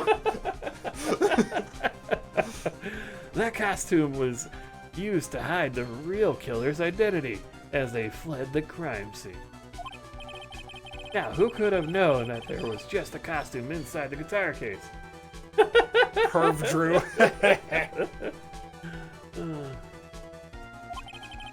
Could have only been the person who prepared the costume for the victim. And that person is you, Miss Adrian Andrews. No. But Miss Andrews' fingerprints were nowhere to be found on the guitar case. And it was you who proved that she was not wearing gloves at the time. Hey, that's right. That's because she did not intend on leaving any prints. If anyone had found out that she had touched the case, they would have asked her why. So to avoid leaving any prints, she used a towel or something else to open it. But the glass of tomato juice is a different story. Miss Andrews purposely left her fingerprints on the glass to show that yes, indeed, she was the classic dazed discoverer of a dead body, a tale as old as time. Ah! And to top it off, there is this photo. A photo of the killer as they exited the scene of the crime. No reasonable person on Earth can believe this nickel samurai is Mr. Ungard. That would be impossible. He would be much too short for his own costume if it was him. Speaking of how tall people are. Speaking of how tall people are, oh man, that feels directed at D2E. Yeah. 6'5", 6'3". Yeah, roughly. Yeah. Miss Andrews. Why is it going down every time? What's the point? I'm not like mad. It's just like, excuse me, sir, I'm 6'3". Like, I'm just confused. I just knew it would. I knew it would get a reaction out of you. Especially if I just like said 6'2" like that. Yeah, just like why? I don't know. I thought it was funny. Please stop. Well, how about it, Miss Andrews? I'm 5'2", so wow. Yeah, I could just be like, here you go. Hey, Song, how's it going? You get to be like a bird on my shoulder. My passing interest in falconry. I've got her this time. Miss Andrews. She's an owl. All right, I could have an owl on the shoulder. I refuse to testify. Guilty! Wait, what was that? There's a law. It says I can't be forced to testify about something if it can incriminate me. Well, wait, we have laws? You are absolutely correct, Miss Andrews. Law does provide us with a way to avoid self-incrimination by allowing a witness to not testify if the testimony can cause damage to themselves. Spit out. What? Pleading the fifth? You have 5 amendments in this world? It's not something most people would think to do on the spot. Actually, thinking back to yesterday, Mr. Ungard's room. Adrian Andrews? Yes? Think hard about what we just discussed. Understood? Alright. Gonna keep flipping that card, just mocking me. Just mocking me. That's when Francesca planted this idea into her head. Must have told Miss Andrews to not testify if things looked bad. You did a good job proving everything up to this point, Phoenix. Great Fran voice. Yeah, I do. He's awesome at it. There's still one thing you haven't done. Something I haven't done. What's wrong, Wright? Are you finished already? Ran out of evidence?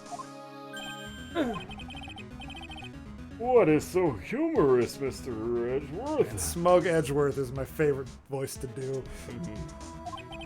I'm sure you realize this as well, Mr. Yonon. Mr. Your Honor. Mr. Your Honor. But everything the good lawyer here has proven up to this point is meaningless. What? Everything you have proven is circumstantial. Circumstantial? Yes, circumstantial. You have yet to provide a single piece of definitive proof. Proof that Ms. Andrews did in fact harbor a wish to murder Miss Corita. Mr. Corita, damn it. I was on a roll. Son of a bitch. You know what? Not guilty. Just take the... I'm done. Go drink some tea. Dude, you want to kill Mr. Corita. I believe this may lead to me incriminating myself, so I will abstain from answering.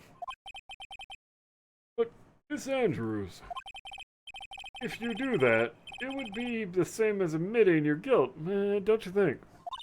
Maybe so, or maybe not. There's nothing to prove it either way. Besides, you don't even know what crime I would be guilty of due to my silence. No! He's taking that defiant attitude again. Mia! What should I do? Somehow, we've landed in the worst possible situation. I think we have reached a certain conclusion at this point in time. We have? Miss Adrian Andrews has refused to testify. And the defense theory that she is actual murderer has not been fully substantiated with solid, definitive proof. But that's my line. Sorry. Oh no, Phoenix. But that's not true. That's how I totally imagine he was asking me for help. Yeah, I imagine he get pretty whiny. Yeah. In this situation, there is only one thing this court can do. And that is declare a recess. Recess. I request that both the prosecution and the defense look further into this matter. And at tomorrow's trial... Tomorrow? It'll happen tomorrow. If we get a not guilty verdict today, then... Please wait, Your Honor. That's not necessary. The trial... Please continue the trial. What are you sweating for? Your client is getting one more day to live, isn't he? That's not it. Yeah, this isn't about that. Edgeworth, I know you know who the real killer is. Please, let the trial continue. I don't get the verdict, then buy up.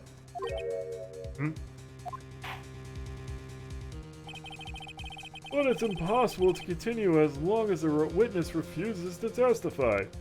Plus, it's already like 9:45. I've golfing it. It is not impossible for this trial to continue. Mr. Edgeworth, what are you? It's true Ms. Andrews holds the right against self-incrimination. However, if the topic of conversation were something unrelated to whatever she may be guilty of, then she has no right to withhold testimony. Yes, that is very true, but... Actually, there is one little thing that I'm curious about. Ms. Andrews, when you found the victim's dead body, you poured yourself a glass of juice. Yes, and? I can't help but think how unnatural that is. Usually when one finds a body, they're shaken up, not stirring a glass of juice. So my actions were unusual, but I've already... Before you speak, I want to state that if you have a reason behind your actions, I would like you to testify to that effect. Yeah, I caught that too. It's pretty cute. Yeah. Testify? Your Honor, I would like to request that the witness testify again as to what happened when she first discovered the victim's body. Whatever we find out in this testimony should in no way implicate the witness.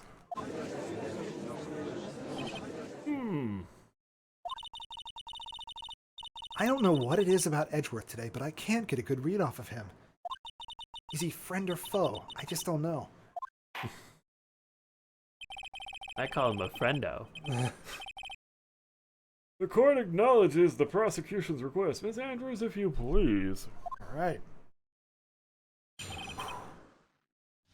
Oh boy. A glass of juice. I didn't really pour it for myself. I was surprised when I walked into the room and saw it in that messy state. And Juan, he was sitting slumped over and tired looking in the corner. When I saw him sitting like that, the thought that he was dead didn't cross my mind. To be honest, I thought he had just fainted or something, so I went to pour him some juice. When I realized that he was dead, that's when I knocked the flower vase over.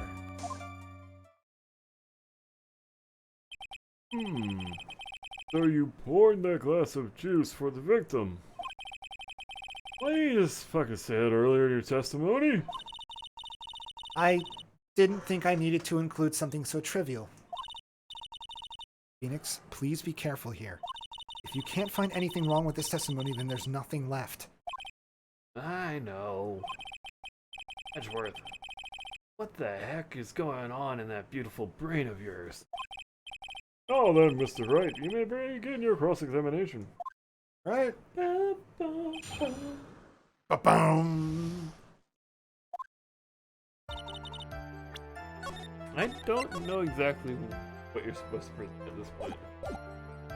So.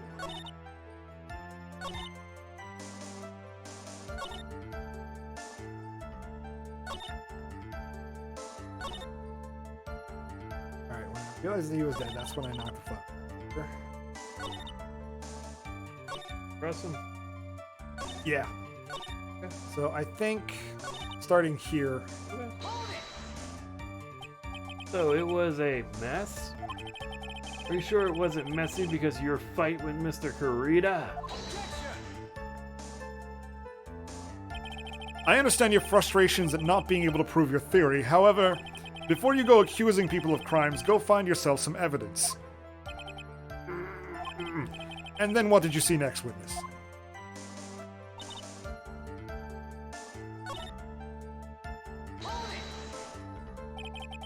Then what did cross your mind? I thought maybe he had smashed everything up in anger because he lost the Grand Prix. And then felt tired after his rampage, so he decided to take a nap. Anyways, that's what I thought. Oh, I see. So you didn't think he was dead at all? Huh.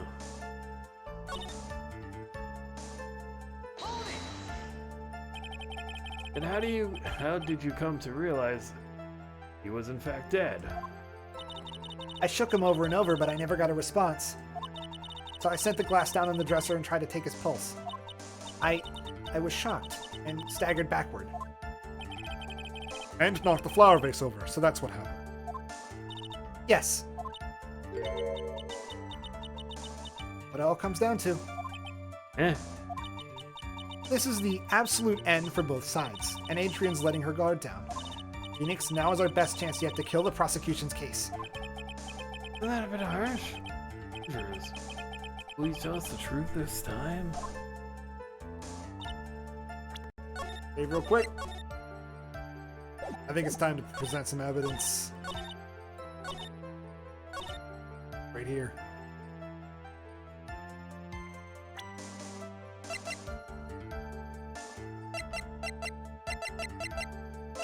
Let me look at the crime photo again, just to be 100% sure. Yeah, the flower vase was there with the juice, so it wouldn't have broken until after. Then she would have broken the glass too. So she has to have put it there after the flower vase got knocked. Right? I guess. Yeah! Yeah! So you honestly didn't think he was dead when you found him? No, not at all. Even though this is what you saw when you discovered the body. Ah! What is the meaning of this? Isn't it obvious, Your Honor? There was a knife sticking against the knife. Yeah. Yeah. fucking knife again. I like that you accidentally got the right answer. Yeah. Straight out of Mr. Kurita's chest. Anyone who saw the scene would have immediately thought he was a dead man. That's, well, you see. I doubt a single person in the world would mistake this for someone who had fainted. And then so nonchalantly go pour something to drink. Ruh-roh, Raggy. Ruh-roh. Zoinks! The point is, Miss Andrews, your testimony just now, it was all one giant lie.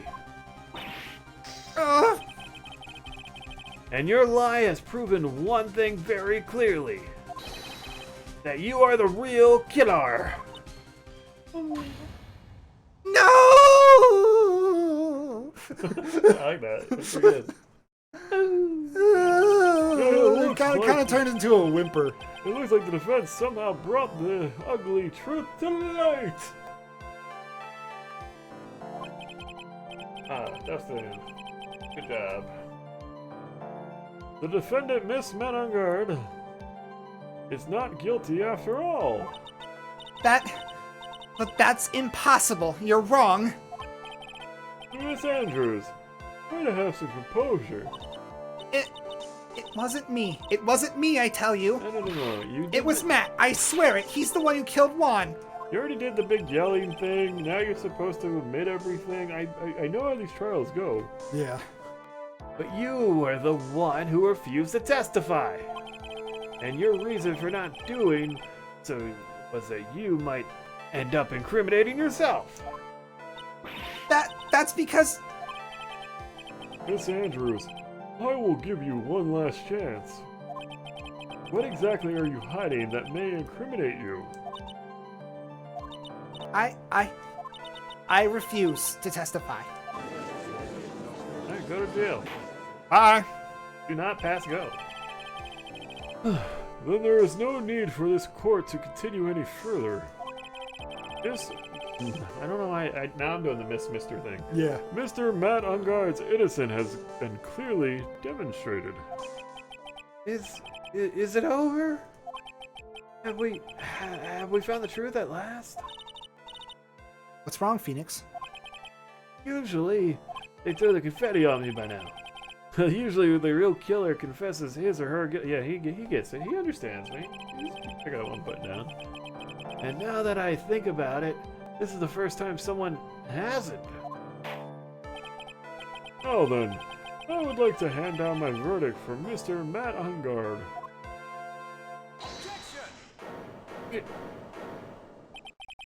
Your Honor, the prosecution feels that it would be premature to pass down a verdict at this time. What? The reason is quite simple. This witness has yet to speak the absolute real truth. You're right. She's lied 5 times already. 6th time, Point- definitely the truth. Point defense. Yeah. Point defense. Point. Witness, don't you understand yet? I don't know who planted this silly idea in your head, but as long as you protect yourself through your silence, Matt Ungard will go free, and in his place, you will become the guilty party. That's a lie. I don't believe you. What? I was told if I spoke, then it would be all over and Matt would never be declared guilty. What in the world is she talking about? She lost it? I can't speak about it. I'm too scared. This is like that episode of the Boondocks where Tom gets arrested and he's just like I'm a lawyer. You don't have to worry. Like I'm not gonna fall for any of these tricks. And then it's like 15 minutes later. So you're saying if I confess, I won't go to prison? I promise you. Like it's that, but with her. Franziska von Karma. She's the murderer? Huh?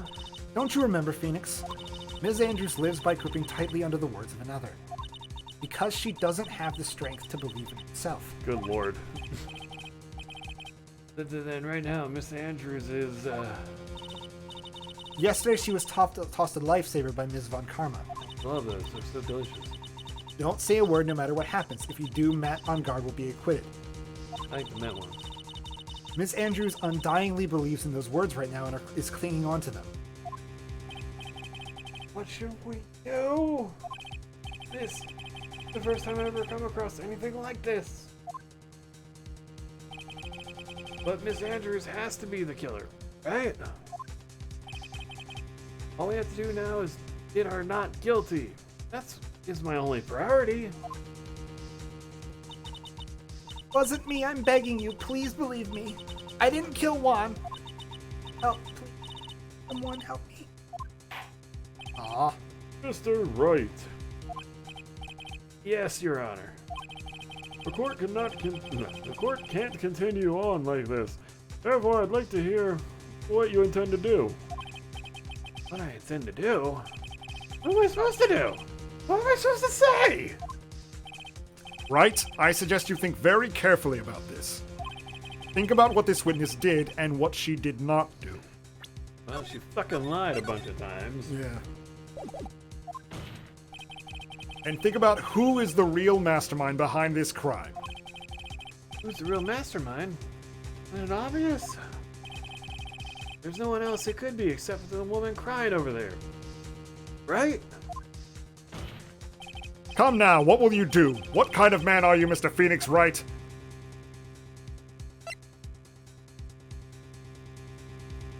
Testify.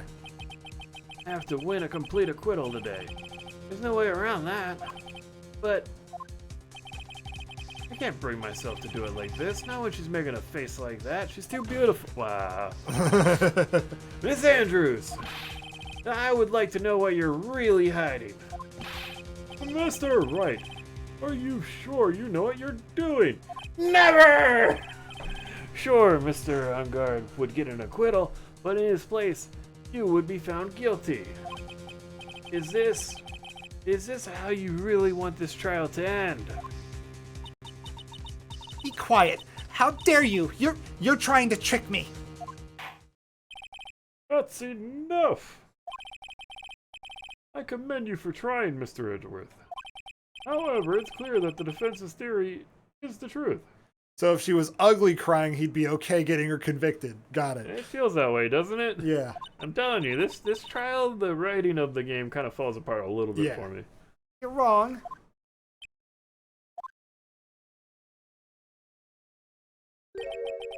What a shame. I had hoped things wouldn't come to this, however... What is it, Mr. Edgeworth? Ms. Andrews, since you absolutely refuse to testify, it falls on my shoulders to disclose this to the court. Stop. Mr. Edgeworth! AFK helping my grandma, so unfortunately missed some of this. That's okay. You came back at like the climax. Yeah, and it's video on demand anyway, so enjoy. Hope your grandma's cool. This witness, how should I put this? She has an illness. What? Plugged their collar up prematurely. And because of this illness, she has tried to commit suicide in the past. Stop. Please stop. No matter how much you want to hide it, it's no use. I have the evidence right here. That's... The second part of the suicide report. The attempted suicide report. What will you do now, witness? You know what I am about to do, don't you? I will now reveal to the court the true nature of the pitiful woman known as Adrian Andrews. Yikes! The views of Miles Edgeworth do not necessarily reflect the views of D2E, Dis2 Entertainment Enterprises Incorporated, LLC, TMCR, and its subsidiaries. Woo! Continue. The secret of her dependent nature. Yep, this game. Edgy. That's why they call you Edgeworth. Having other people know about it scares her more than anything else in the world. Please, please stop. I beg you. If people find out, I'll... Don't say that. Don't you dare. If you're going to say you would choose death, that is of no concern to me. Good Lord! Woo! Damn, Edgeworth. You'd be a terrible therapist, so I guess it's a good idea, good thing you're a prosecutor and not that. Good God. Thank you for calling the Suicide Assistance Hotline. This is Miles Edgeworth. Go for it. Just fucking do it, man. Boss, check it out. 37 in one day. That must be your top star. Alright. It's Good not Lord. It's not a suicide assistance hotline. Ah, shit. I misread the flyer. Sorry. I'm gonna go home now. Here's my badge and my hat. We don't get badges. Edgeworth, what are you, chicken? Yeah. Oh no. Oh no. Okay. Edgeworth, how can you be so cold yet so hot, but so cold? However, before you die, I will pull the truth from your still breathing lips. Christ! No matter what I have to do. So will you tell the court yourself or shall I? Either is fine with me. I'll talk, but please, help me. Jesus tits, dude. Yeah. Nothing matters anymore. Nothing really matters to me. When I first saw him, I really thought he had fainted, honest. When I realized he was dead, that's when I formulated my plan. Once I made sure there was no one in the hallway, I made a dash back to Matt's room. And then, I stabbed Wad's dead body with a knife and ripped off the button. Just when I finished and was returning to Matt's room, I had a bit of an inconvenience. And that's why I ended up using the Nickel Samurai costume. Stab the body with the knife. But why would you do that? Isn't it obvious? To pin the blame on a certain person? A certain cowardly man? Well, what do you mean by all of this? It might take this court a little while to understand, but this is the truth. The real killer is Matt. That scumbag of a man. I'll never forgive him. He's trying to escape his guilt again, just like last time. Last time? So, Miss Andrews stabbed the victim Juan Carita in the chest with the knife. However, she didn't do it with murder in mind. She did it with the intent of framing Matt Engard for the murder. Enjoy prison. And this is her crime. What? How is this possible? I mean, wasn't Miss Andrews supposed to be the real murderer? Mr. Wright, please get over your shock and commence the cross-examination. Oh, sure. I guess I'll pour myself this glass of tomato juice. Get over my shock, I guess. Christ. I don't remember how everything plays out, but you better go to jail. Stabbing dead bodies and trying to frame other people. Yeah. And lying a ton on the stand.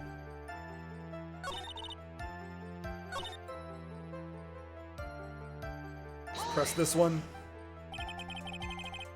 That was so you could get the knife, correct? The knife Matt used at dinner had his fingerprints all over it. I thought if I used that, then the police would certainly turn their eyes towards him. Matt was napping with his costume on at the time.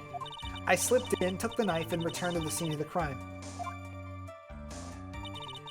And then I stabbed Juan's dead body with the knife and ripped off the button. Just when I finished and was returned to Matt's room, I had a bit of an inconvenience.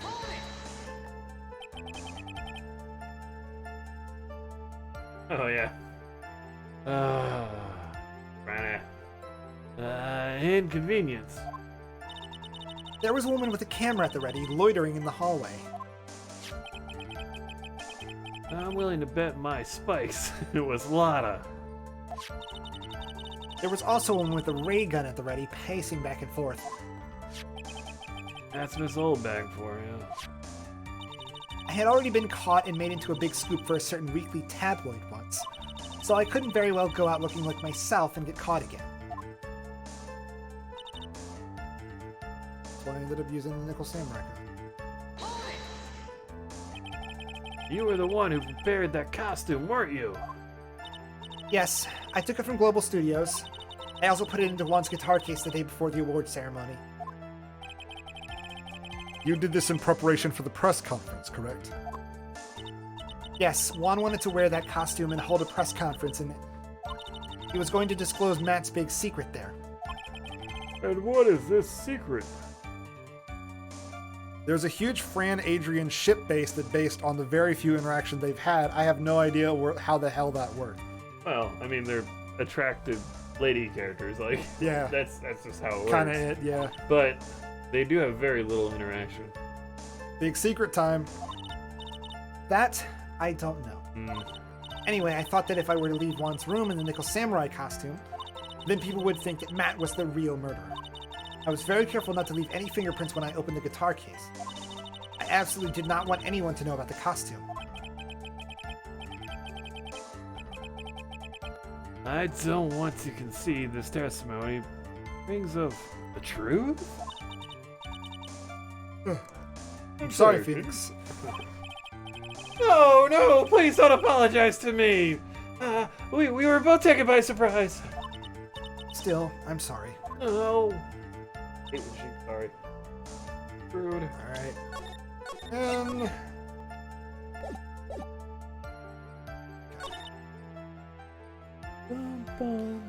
Okay, so where is the issue?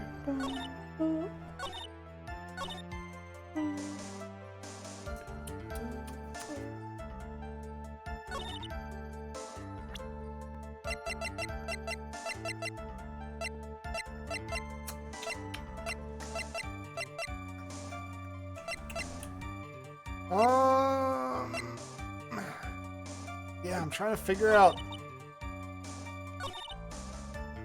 Okay, so that's clearly true.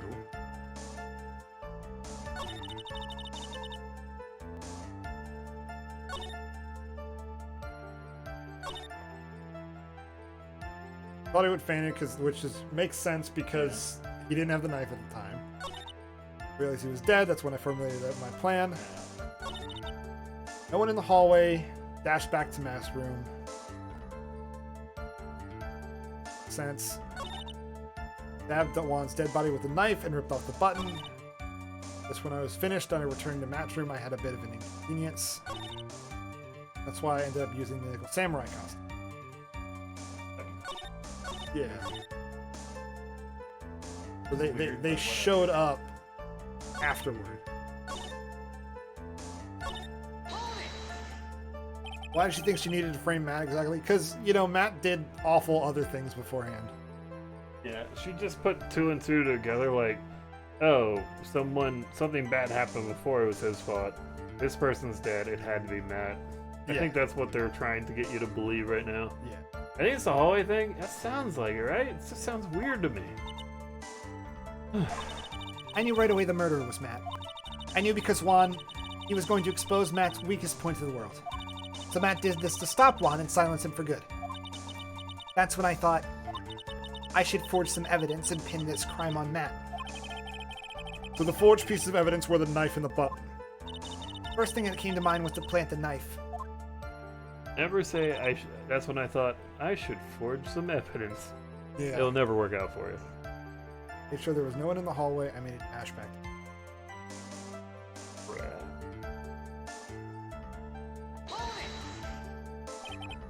Yeah. Okay. We already did this one.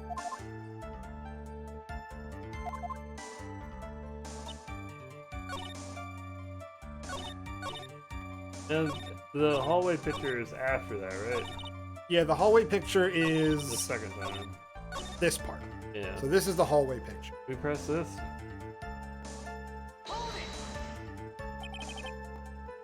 Yeah, we did this one.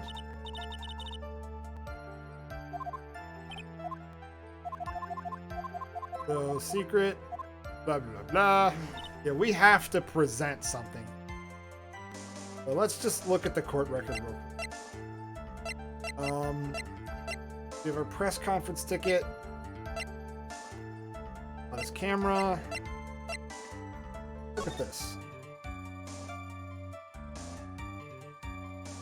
Yeah, that's fine. Car case.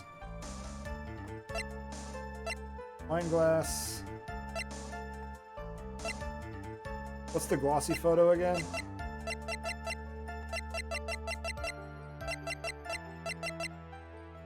This one's of the Nickel Samurai. Which has been useful at times, but... Yeah, I don't think it'll be useful here. None of these. This might be relevant. Not at this statement, but in general.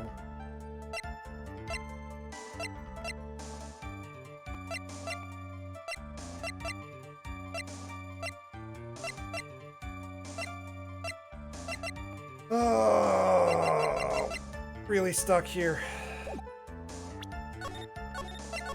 Not the timing of a lot of stuff. Now let me look at that photo.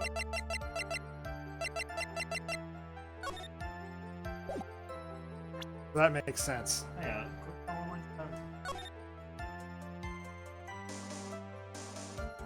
just trying to make sure it wasn't all the way the other way.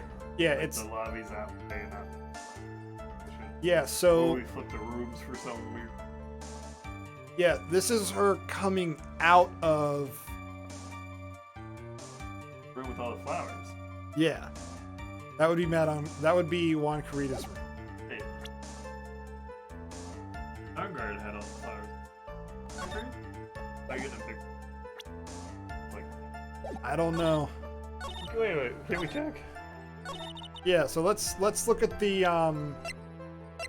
map. Okay. So we saw the door to the viola hall in the background. So Lotta was standing right at the corner of Matt's room. Or like right in all the way on the left. I see it, taking it towards Corita's room. Yeah, she was like hiding around the corner. I get that part, so she was leaving Corita going to...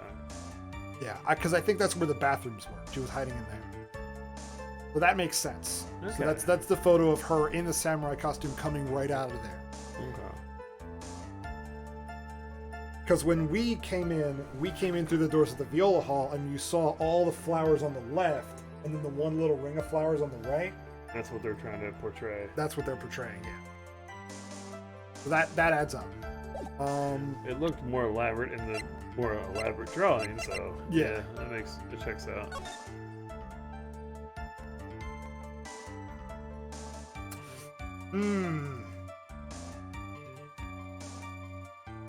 Ah! It's tricky. I think that the fact that that tomato bottle is full is going to come into play, just not now.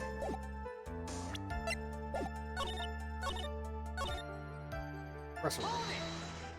Let's just go through each statement and do a quick press. But you could tell from the state of the room was in there must have been a fight. Are you telling the truth when you say that you did not know he was dead? He had a scarf tied around his neck, but that scarf is a part of the Jammin' Ninja's costume, so I didn't think anything about it was strange. His head was also tilted down a bit, so I couldn't see his face that well. That's why I thought I'd wake him up and went to pour the juice. That was relaying the plan. Make sure there was no one in the hallway. Press this already. Yep. How about this one? So you were the one to stab the victim with that knife.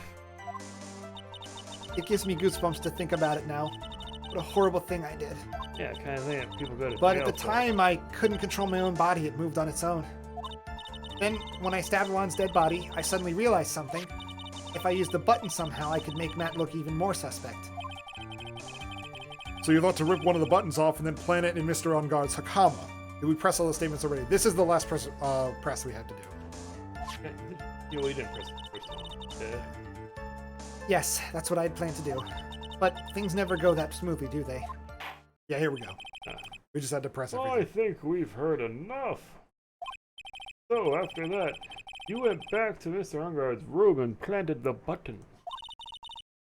Into Matt's Hakama, yes. After that, I folded up the costume I was wearing and put it into a bag.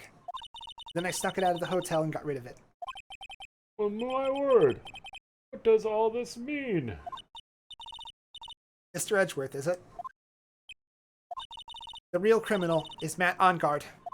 Yesterday, that woman prosecutor sat me down for a talk. Francesca. Huh.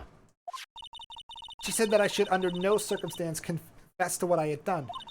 That if I just kept quiet, then Matt would be found guilty for sure. I had no choice but to believe in her words.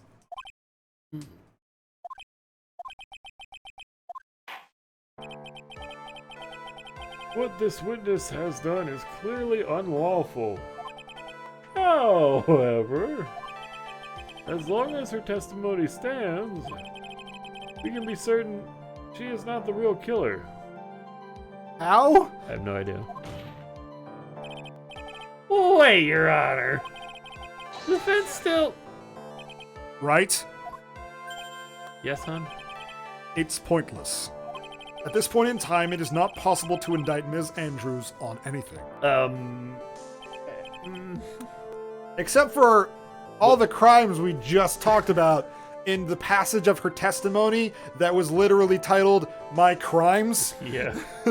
Like, I really don't like your word choice there, Yeah. Prosecutor Edgeworth. Yeah, the There murder file. isn't a single piece of evidence that points to her as the murderer. Maybe conspiracy to commit murder? The cross-examination of those witnesses is over, and so is today's trial. You couldn't establish that the witness was the culprit. Please, let it go, Mr. Wright. What? Mr. Edgeworth, please place Miss Andrews under arrest for further questioning. Understood, Your Honor. The prosecution will arrange for her detention immediately. That is all. Court is adjourned for today. He gone. And yeeted right out of there. He's gone. Like there's a trap door. I did not expect his chair to look that way.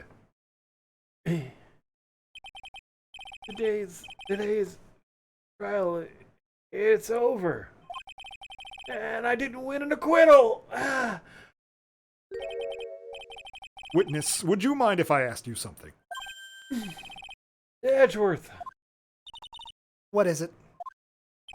Before you leave court today, I wondered if I might look at one thing. The card in your hand. It's had my interest for quite some time now. R.I.P. Mia.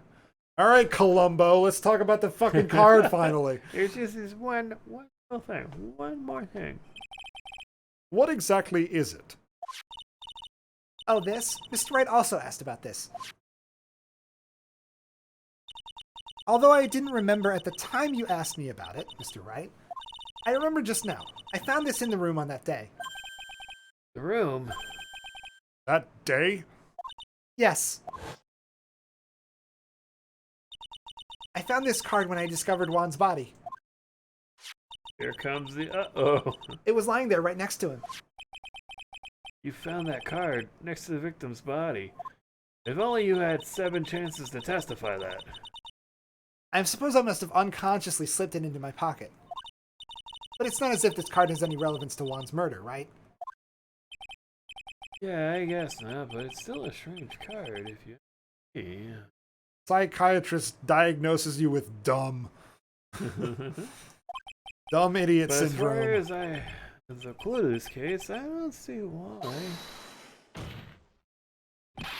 Witness that card. Give it to me. Hurry.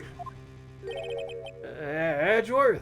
Do you have any idea what you have stupidly, yet inadvertently done? This... I can't believe you hid this from me all this time. Trying to get furious, Edgeworth. I didn't mean to. What is this all about? It's a scary card.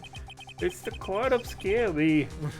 I've never seen Edgeworth so emotional before. Thank you. Cute when he's mad. Yeah. That card. What in the world is it? And what does it mean? What does it mean? Noki Bay. To be continued! Oh, we went long. We did go long. I think now's about the good time to call it. Hell yeah. We are out here. Play the music. Thank you. Yeah. Woo-hoo-hoo. That was fun. Thank you for joining us. We will be back Saturday night, 7 p.m. Eastern. Pokemon Red and Blue Randomizer. Let's go. Woo, woo, woo. You guys beat Surge? Yeah. Yeah, where are we at? We are in Lavender Town. Sweet. Ooh, I got the Rock Tunnel and I didn't do it. Yep. Sweet. Good job, Andrew. Okay. Thank you so much for joining us. You guys are great. We'll see you next time.